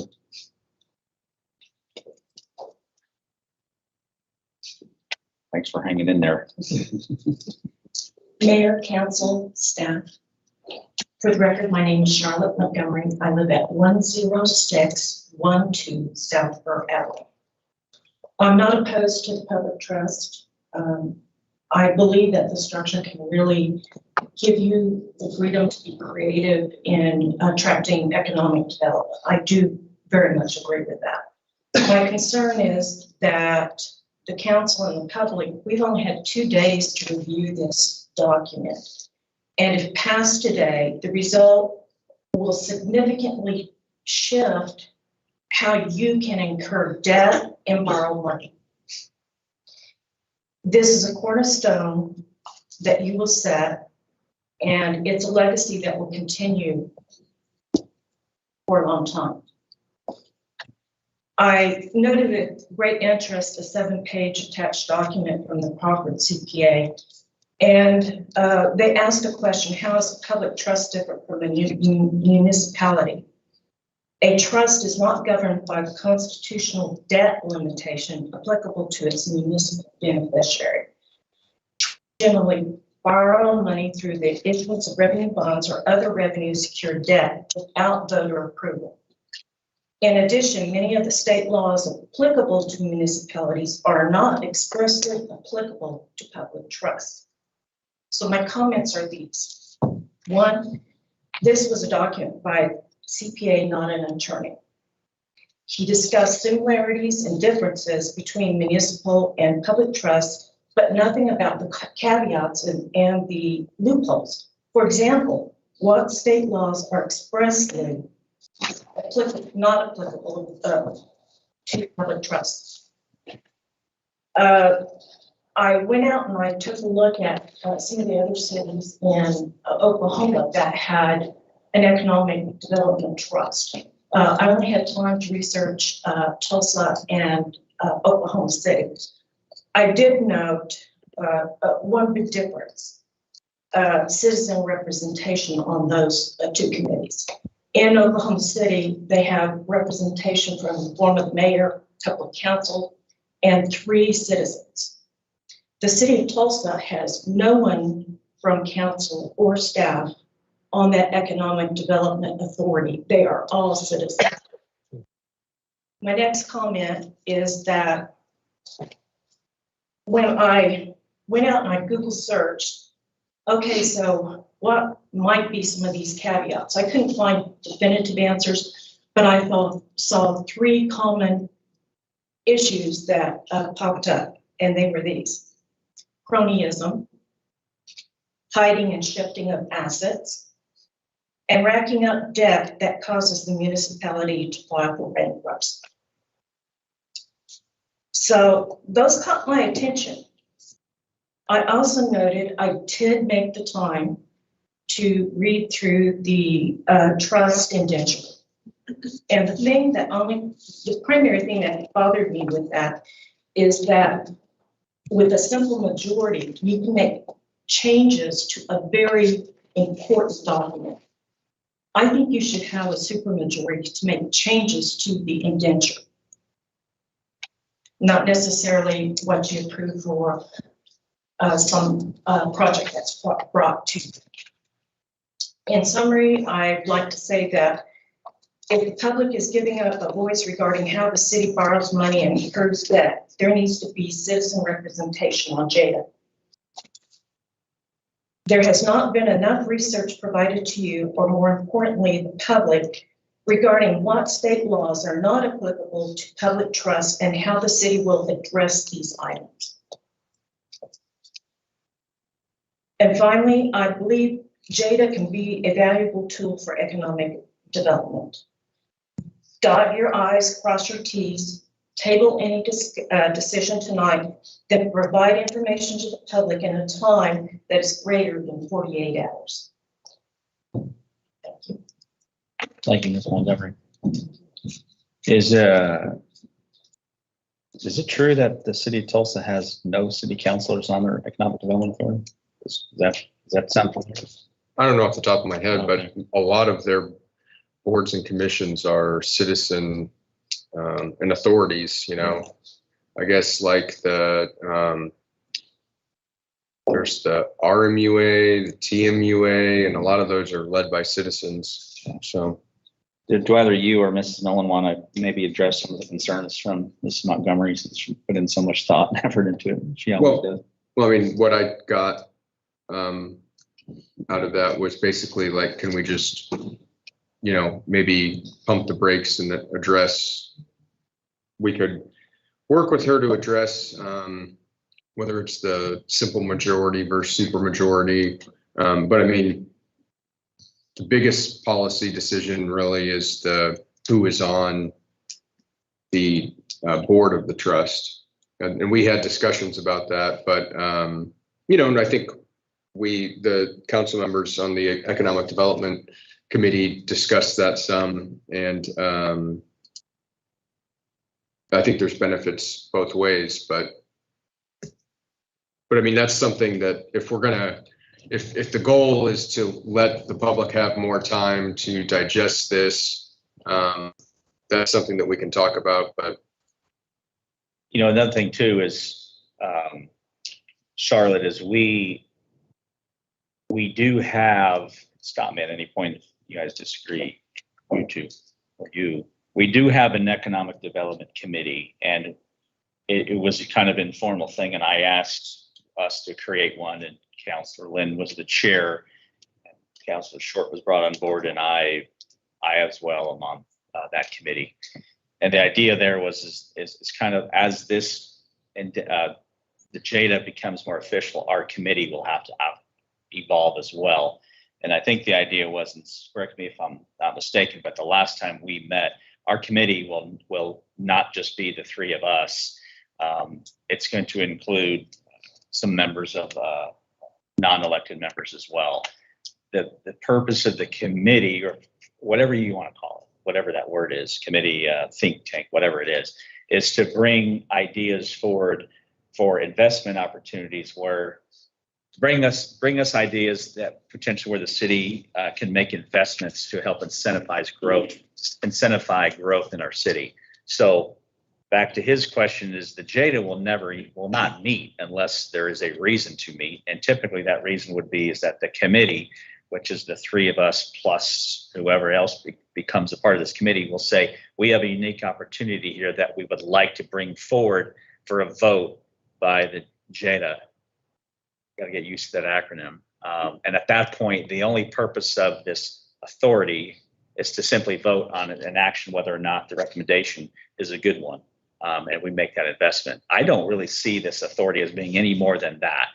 We're taking action on recommendations from a committee. Yes, some of the members are the same, but help me out here. Is there a better way we can describe to summarize that? I kind of look at it, during the planning commission, they have opportunities and applications, things of that nature, that they do a vetting of it. I envisioned the work group, I think that was the work group, the economic work group that entails council members and non-council, maybe citizens Jenks, maybe not citizens Jenks, depending on what discipline we're trying to attract into this work group.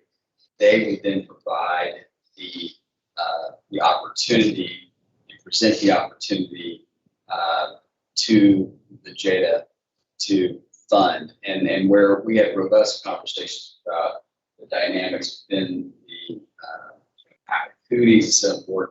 And at the end of the day, we felt that because there were dollars invested, that are citizens' dollars, they need to remain council elected officials on that to make that ultimate call to invest in dollars. And so I think that would be the way I kind of envisioned it. It's planning commission type economic development work group being essential. Yeah. And I agree because, so we have a group of people, elected and non-elected leaders and folks that are coming up with ideas and bringing that idea one at a time to the JDA. And because we are spending your money, we thought that we'd be elected officials. I mean, who better to know what citizens want, than the folks that are actually out in the streets and asking our folks and going to town halls and asking them what they want. So I don't have an issue with the fact that the JDA members are actually, the trustees are actual council members as well. But we're open to the discussion. I mean, and I'll be honest with you, this landed in our desk, 30 days ago, we started having this discussion. So it's not like we've all cut our teeth on this for weeks and weeks and weeks. In some respects, we're putting a lot of trust in her that this is reasonable, that this is defensible, and that this is, in many respects, kind of a boilerplate of what other towns and cities might be doing. So, Mr. I Chair. think the 7 council members, the trustees that are equal to the council members provide a level of accountability. That I think what you're suggesting is very, having read that document several times, I mean, it is designed to be very flexible to the extent that we don't know from time to time in the future opportunities may present themselves. And every business that I've ever done with or dealt with in my career has always had a unique factor to it. And what I think the design of this document, the purpose is why it was so flexible, is that it allows us to meet the needs of the potential developer or business owner and meet their needs instead of them having to fit inside our box, however small or large it is. I think that will inherently help with our ease of doing business. In fact, we want to do business. I hope it helps the chamber, give them some ideas as they hear kind of the needs of their opportunities. This will allow us to be creative to the extent we can new business. Mrs. Nolan, sorry, give me a moment. Eventually, after the jet has stood up and it's, it requires a simple majority for. Sorry, amendment. It requires a majority of members. So that's actually somewhat, it's not a majority of a quorum, it's a majority of the members. So that is a higher standard than just pass daily business. And it requires, it requires both the vote of the trustees and the governing body, of course, the way it's set up now, the same people, but it is 2 separate steps. But it is somewhat of a super majority. Okay. Because it's a majority of members. And to make an amendment, what about to actually approve an investment, for example? That would be. There's 7 of us. What is it, a 4-3? And as long as we have. If it's just standard daily business, like to approve an incentive, it would be a majority of a quorum, which would generally be. Or if there are fewer majority. Now that can be addressed in the trust will be able to set bylaws, and something like that could be addressed in the bylaws if you wanted a higher standard for that. To incur debt, though, Mrs. Montgomery mentioned that. To incur debt, also the beneficiary has to approve by a 2/3 vote. So that's a super majority vote that's going to be required. So is it safe to say that for tonight, we're just creating the entity? We can work on the bylaws and address these concerns as we go. Right. So we're not etching the tablets tonight. Exactly. And I think right now, and of course we can't say what's going to be done in the future, but the idea would be to fund this adequately with sources that have already been somewhat devoted to economic development. And this is not initially at least designed to be a debt vehicle, to be a financing vehicle for the city. And not to say in the future if there's revenue coming in from the incentives or investors that someone might not want to do revenue bonds, but at least those are based on revenue coming in. It's not the same kind of debt as the bonds that the city would have to do that require public vote because they aren't the same level of risk. And we're not funding it tonight. Right. So what is the downside of if there's a concern that this is being, the citizens have had this for 48 hours, then if we're not putting money into the trust tonight, if there's an appetite to table it, do you table it and you just fund it at that next meeting? We table it. I'm just saying, what is so? I think the risk if we don't table it tonight is any of these concerns make you want to change what's in this document. Not that, we just discussed how you could change this document, but if you wanted to reconsider some of that and vote on the slightly different version of this document. Otherwise, you can table it. The details aren't here. Those are what we work on down the road, how we fund it, how we set up, committees and advice, outside input. But I guess what I'm saying is even if it's created today, it has no money. Right. And it has no money until another entity, most likely some other related entity or transfers money. Right. And that can't happen until another meeting of the other bodies. So, I mean, it would be created tonight, but if Charlotte's concerned that the citizens have only had this for 48 hours and we rush, so we rush it and get it approved tonight, it just sits there because it has no money in it. So I'm just saying, It's just from the optics, even if it's created tonight, it can't do anything because it has no money until at least probably August 3rd, when there's another meeting and we reconvene the council and JPWA and we decide what money gets transferred into I'm just trying to work through. Yes. Yeah. And if, And I appreciate that. We don't do this very often. We don't create public and trust. if you like, I can briefly address the difference in the laws that apply. Of course, this is subject to the same laws that the JPWA and the JAA that already exist are subject to, but public trusts are not under Title 11 like the city. We're a Title 11 council city manager organization that sets our framework and roles and responsibilities. Public trusts are under the Title 60 trust statutes, and there are specific statutes within that apply to public trust. And they have some very similar rules and regulations. The primary difference, which this is Montgomery already alluded to, and that what I gave you is in the fund and that they don't have the debt limitation, even though maybe this entity is not really intended at this point to incur debt.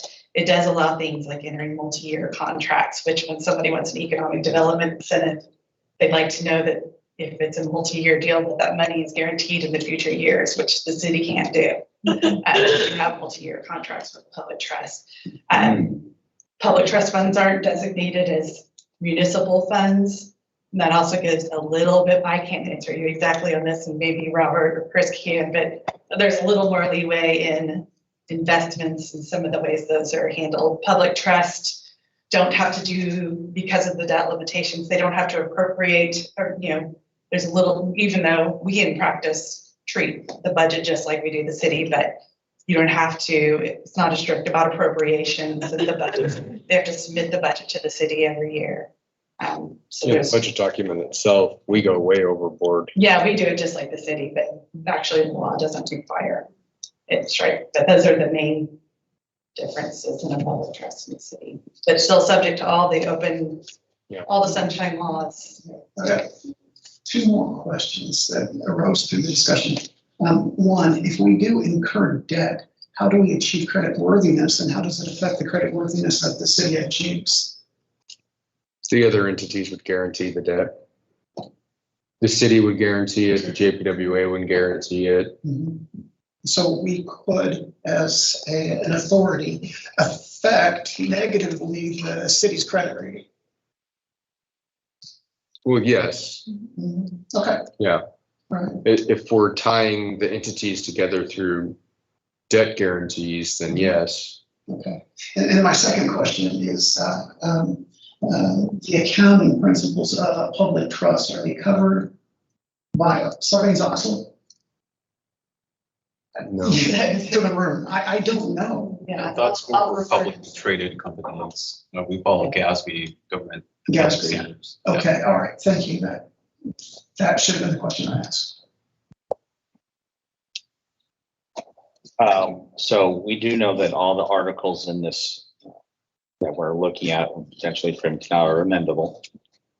We're creating a shell of them tonight and will not be funded. And then tell us about next steps. And one Other of the, than funding, well, to say that what are the next? first major things to do before it could do much. And then the trust would need to meet and talk about its procedures, the possible formation of the committee and with citizens and how the recommendations would work. I think some policies on the economic development incentives and what that process would look like, maybe an application that would need to be filled out and the necessary information that applicants would need to submit. It would be nice to actually have a process when someone's interested and have a way to ask for these things. So I think those are some of the first major steps, adopt bylaws. Okay. Yeah. When do we expect that to happen? We can start working on it. Great answer. I just was curious. But, okay. Very well. Any more questions for Mrs. Nolan?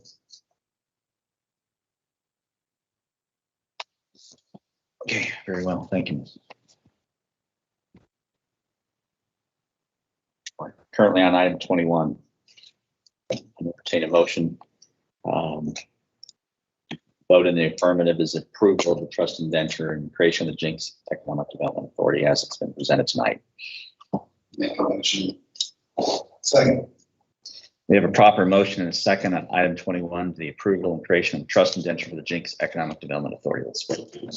Wait, Jay, I'm sorry. Clarification, are you motion to approve or motion to, because you just said make a motion. To approve the approval. Okay. Of the trust indenture for the Jenks Economic Development. And so we have a second?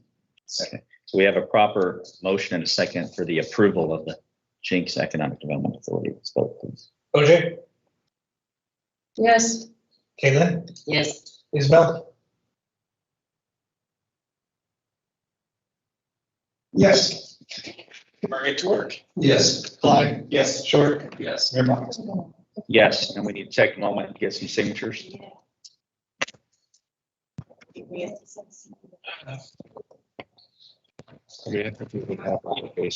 Sign your name. Talk about those. Get that. Into that.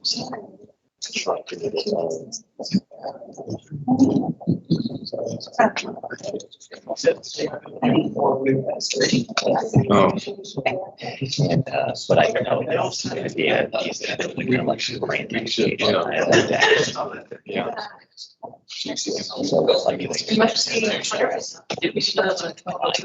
No. Yeah. I thought it was. Yeah, okay. Oh, is that a resolution or that? Yeah. That one, Yes. that one could be signed. Okay.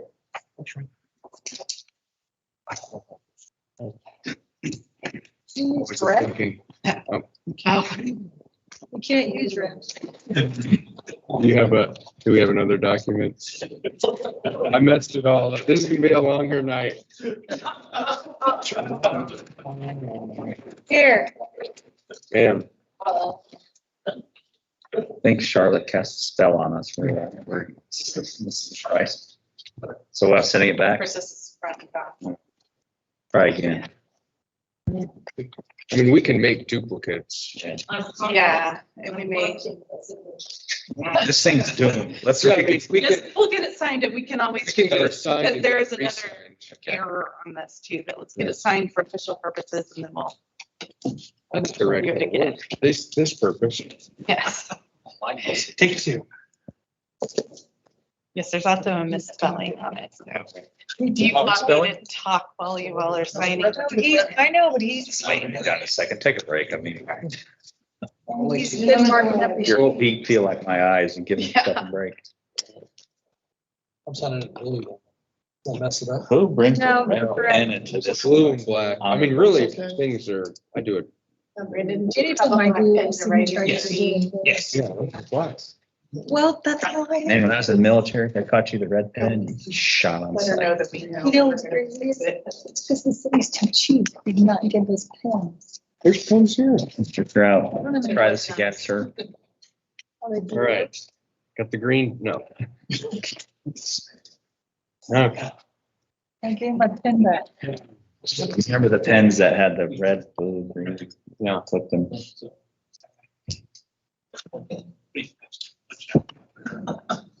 Did you get, It's the old best. are you getting it all signed? That one signed?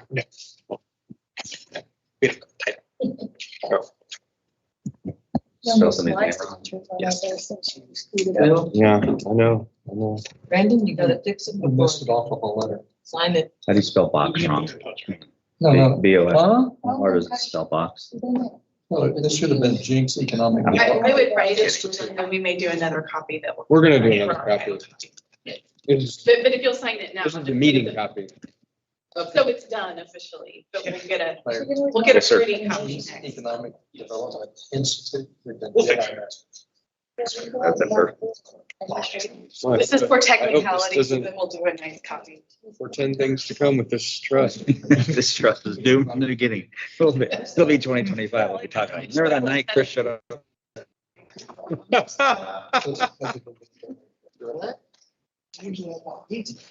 Are you satisfied? Okay, item 21, nope, pardon me. Item 22 is resolution number 740, accepting beneficial interest in the Jenks Economic Development Authority.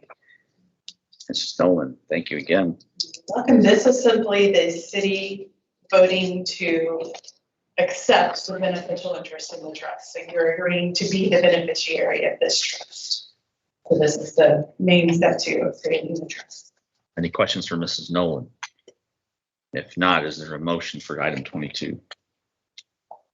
Motion to approve, 22 resolution of 740, accepting beneficial interest in Jenks Economic Development.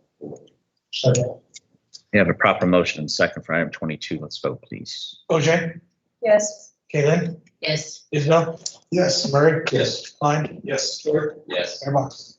Yes, sir. Item 23 is a cost of living stipends for non-collective bargaining employees in an amount equivalent to 3% of their base pay, to authorize the expenditure for same within the current budget, and to authorize the finance director to request an appropriation for such expenditures to reimburse the current balance from fund balances of those entities before the end of the fiscal year if needed. This is page 306. Mr. Valseda. Thank you. So in preparing the budget last year for these 2 years, we took a different approach to the annual raise. We decided instead of doing a fixed percentage, we went with a tiered approach, essentially to lift those at the bottom end of the range, lift those up. That plan, we implemented it last year, and we've already done it for this year. The request before you, after finishing the most current fiscal year and our sales tax essentially coming in at $1 million lower than what we had budgeted, which is a 12% increase from the previous fiscal year. And then that's a 6% increase from the previous fiscal year after that. So that's to say that we've had a couple of years of really good sales tax growth. And considering the current economic environment with the increase in inflation, higher fuel costs, higher food costs, higher housing costs, we thought that it would be a good thing to kind of reward our employees for not only sticking with us through COVID, but also helping them provide some sort of financial relief with the rising prices. So the recommendation before you is a cost of living stipend in the amount that is equivalent to 3% of their base pay. The stipend to be for employees that are on record as of the end of June and who are in good standing, who are still active when it's paid out, which would be next or Friday of next week. And a similar stipend was approved for the employees of the JAA. Correct. And the cost for this is estimated about $57,000. I think we can absorb that cost from some having that we add into the budget. But in the event that we do not, we also ask that at a later time and date that we do need the money to allow for a supplemental appropriation. And for those of you who are not on JAA, we discussed this extensively in the earlier meeting. So I guess at this point, do we have any questions from Counselor Isbell, Klein, or Short, Mr. Salceda? Unless you guys want to ask more questions in a similar fashion as to 4 hours ago. I don't have a question, but it's a statement. Human capital we discovered during COVID session. I think it's goals or stepping up.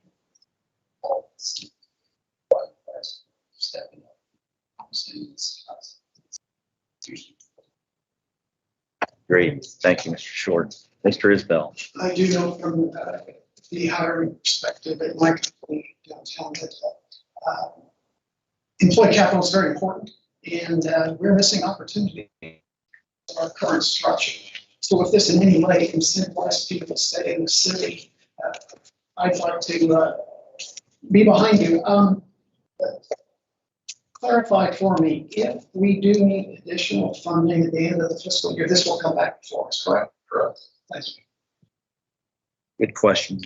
Any more questions for Mr. Salceda? Motion to approve. Second. We have a motion with second, proper motion second to approve item 23. Let's vote, please.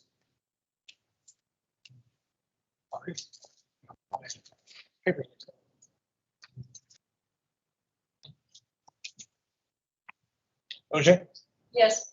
Kaylin, Yes. Isabel, Yes. Murray, Yes. Klein, Yes. Short, Yes. Mayor Bach.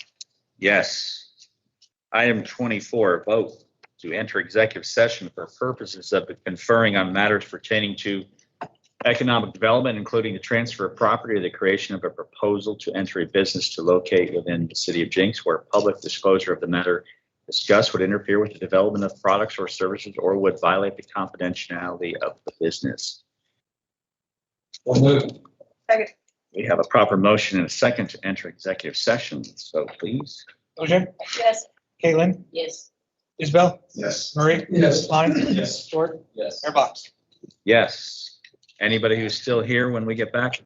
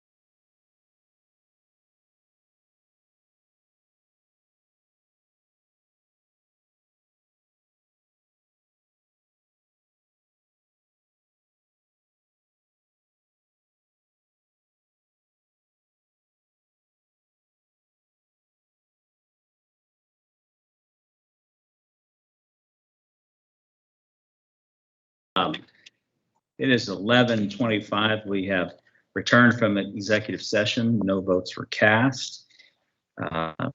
Good, healthy discussion and debate. And we are currently looking at other business, which is the city manager's report on page 307. Mayor and all members of council, you have the update in your packet. I sent out an email earlier this week about the Beach Street sidewalk project that started. We anticipate that there'll be some lane closures, hopefully block by block during the duration of the project. But right now, I think the schedule says it's supposed to be done by August 18th, which I believe is the first day of school for JPS. So we're hoping to get done, or at least we're hoping they're not blocking the road as we lead up to school, maybe the week of school, but we'll find out more later. The library property, the Tulsa City Council is waiting. I guess they have the contract and they're a beneficiary of the library trust. And so they have to approve the sale, and we're waiting on them to approve that. We are working on a new camera system for the aquarium, skate park, satellite facility, public works facility, city hall. We've just had some issues with the at Veterans Park with the Case and Associates strip center there, and we're also gonna we have quotes on a fence that will separate the skate park from that parking lot at the strip center to hopefully people won't be parking at the Case building. They'll be parking at Veterans Park, but we've had quite a bit of problems with restrooms at Veterans Park. So we're looking at as many cameras as we can get at different locations. And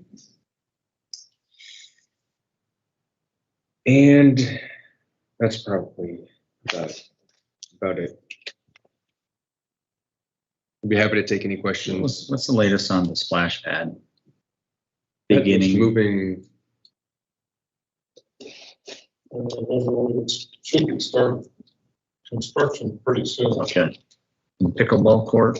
That is almost complete. I think it's the net just waiting to be put up. Actually, there's pickleball. Part of it is delayed because we can't get stuff. Yeah. It's painted, you should go see it. Yeah, it's very bright. Councilor Lynn made the mistake of What? thinking if she actually challenged me and said she could beat me at pickleball. So we'll see that. We'll see how that goes. So we do the date time. Yeah. Now, Mayor, I know you treat me nice. I'd show you respect, but I'm a competitor. I don't play to lose. I saw your tennis serve. Yeah. Item number 2 is an INCOG report. Councilor Isbell. One quick question. Yes. Is a camera on the pickleball court? All right. In the report, the meeting was held July 13th. At this point in time, because the time is I request that you go to the INCOG website and look at the agenda.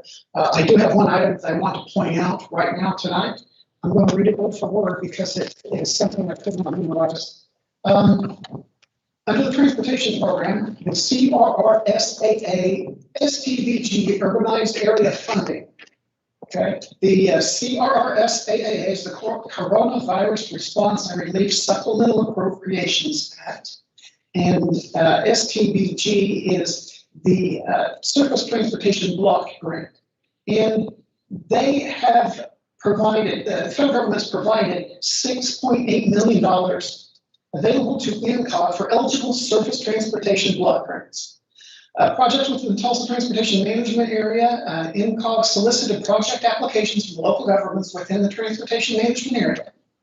INCOG received applications from 10 eligible entities for 21 projects with a total funding of $15.4 million. Staff reviewed the application and recommended approval, and it was approved, of 10 projects located in Broken Arrow, Collinsville, Jenks, Owasso, Sand Springs, Tulsa, and Tulsa County.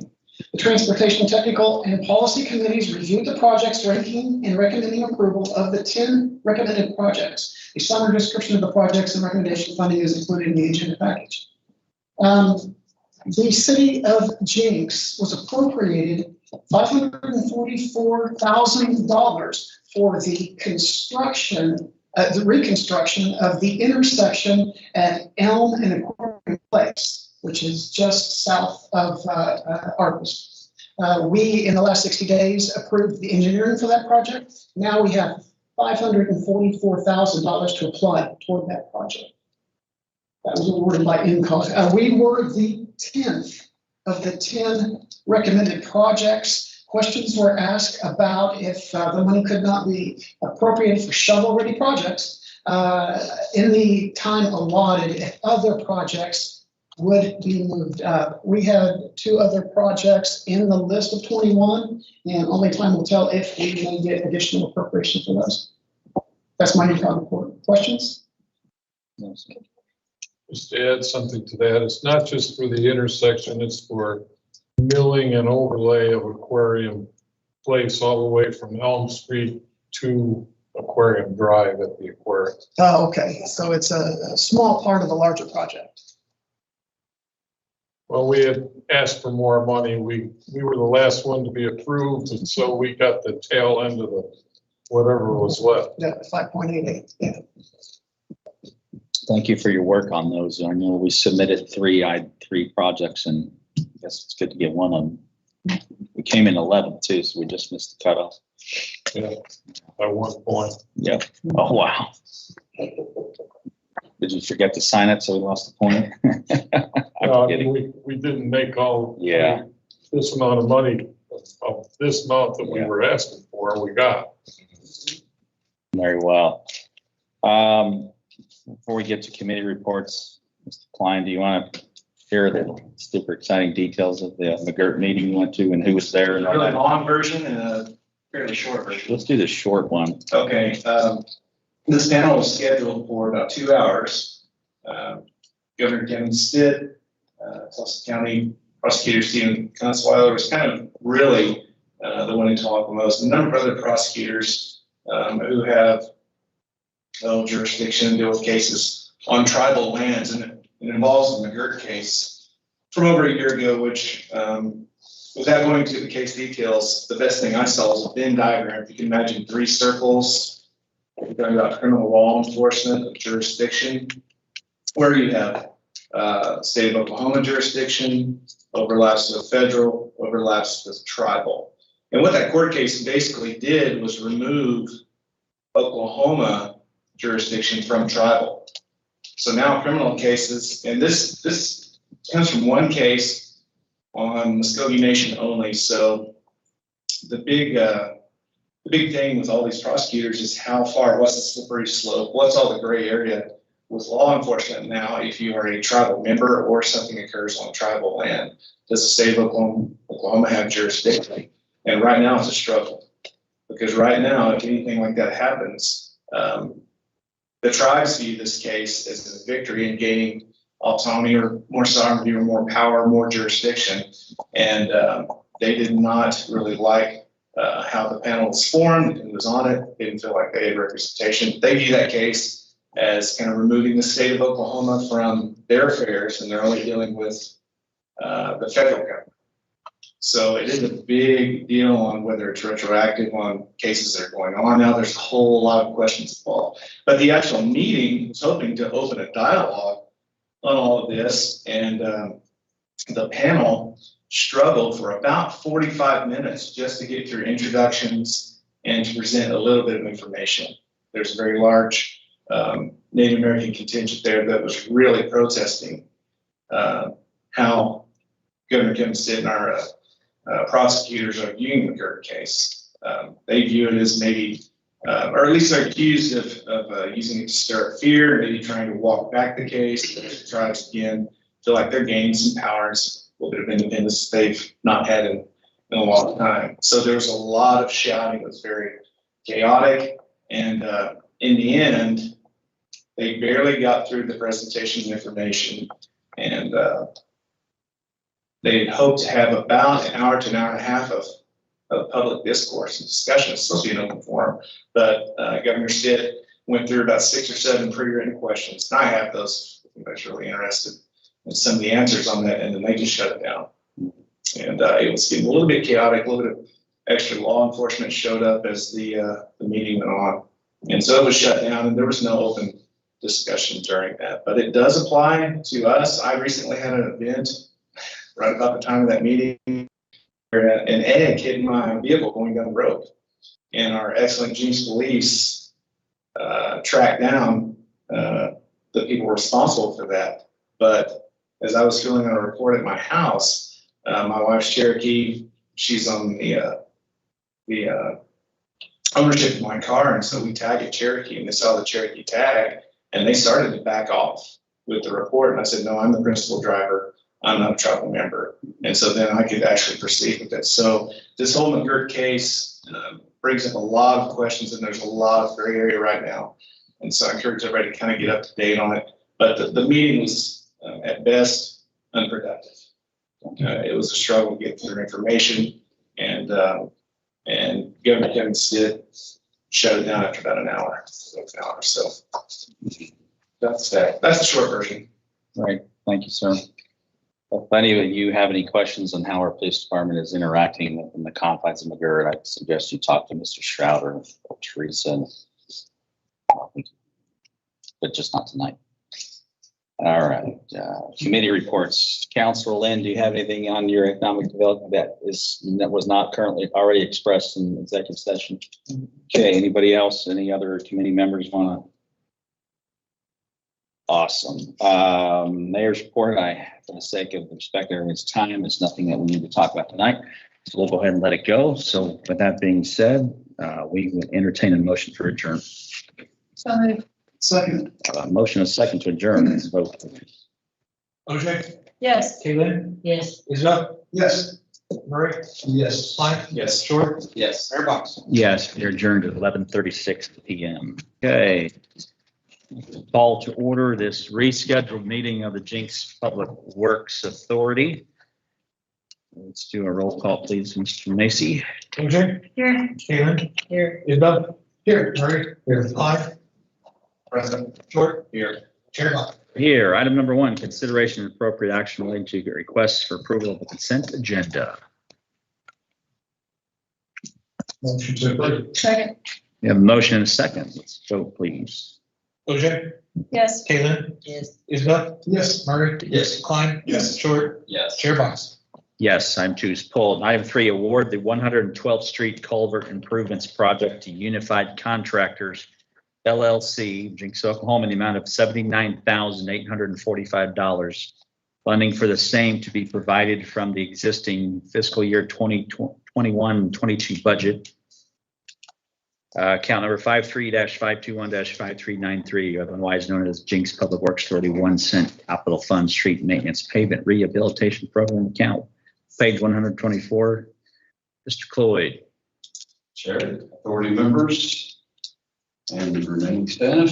The unnamed tributary to Coal Creek that crosses the 112th Street just east of Elwood Avenue has eroded away the subgrade below the pavement between the pavement and the culvert. Most of that subgrade is gone, and now it's eroded away, especially with the recent storms we've had, to the point where half the road has failed and it's no longer drivable. Staff prepared design drawings to replace the 2 36-inch culverts that are going underneath this roadway with 3 36-inch pipes.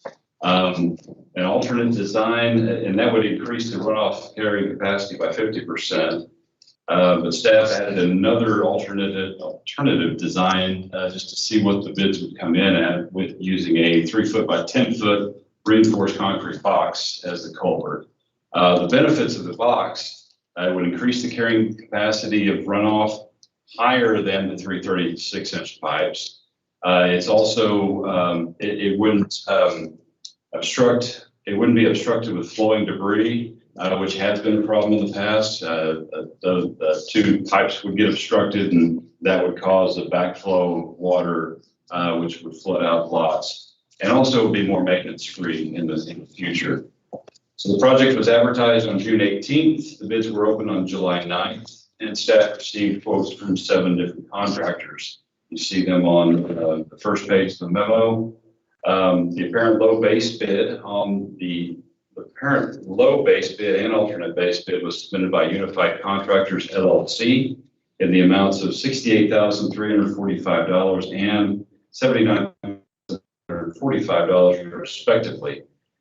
Staff would prefer to install the 3-foot by 10-foot RCB for the benefits that I stated earlier. So with that, staff requests to approve the award of the 112th Street Culvert Improvements Project to Unified Contractors LLC in the amount of $79,845.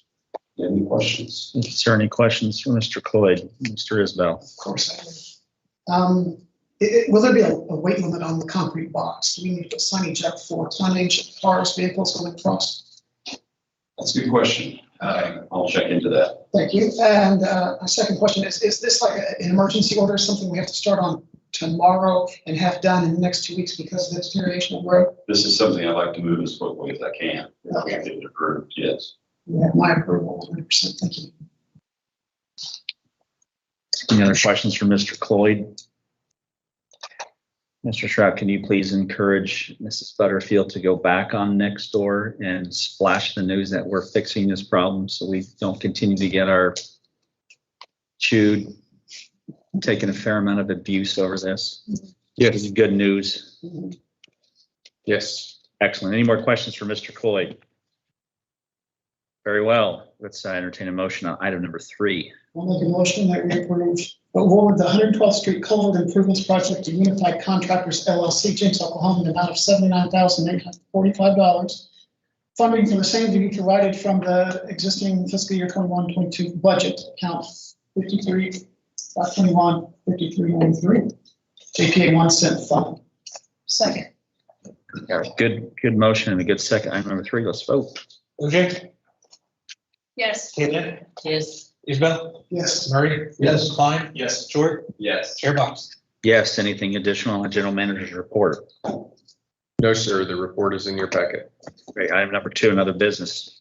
It's the monthly chamber report. Good evening, sir. Good evening. It's great to see you tonight, this morning, whatever it may be. Briefly speaking, you've got the written report. Just a couple of quick highlights. Zach and I are working with Jenks Public Schools to start an entrepreneurs club to kind of help spur economic interest, being an entrepreneur, small business owners in the high school students. So I expect we'll have it be ready to launch this year. We were meeting with Tanner Fox, principal of the high school, and Kim Patterson as well. So we're looking forward to that program. As you can see, based on our discussions, and here, developers and restaurants are really active and busy right now. So that's a good sign that people are emerging from their cocoons. The mayor and I met with the Muskogee Nation Secretary of Commerce last month. Very good conversation, very productive. We look forward to continuing that partnership. We found a lot of resources we may be able to share on the economic development and tourism. So looking forward to that. Just a quick reminder, our August 18th luncheon will feature Congressman Kevin Hern. We haven't rolled out the marketing for it yet. You can put it on your calendar. He will be at our luncheon August 18th. Congressman Hern. With that, I will stop and We have a invitation to the first responders lunch. Is that tomorrow? tomorrow, 11:30. It's 11. Guys, get an opportunity. Might be too late to RSVP, but it's between like 11 and 3, right? Okay.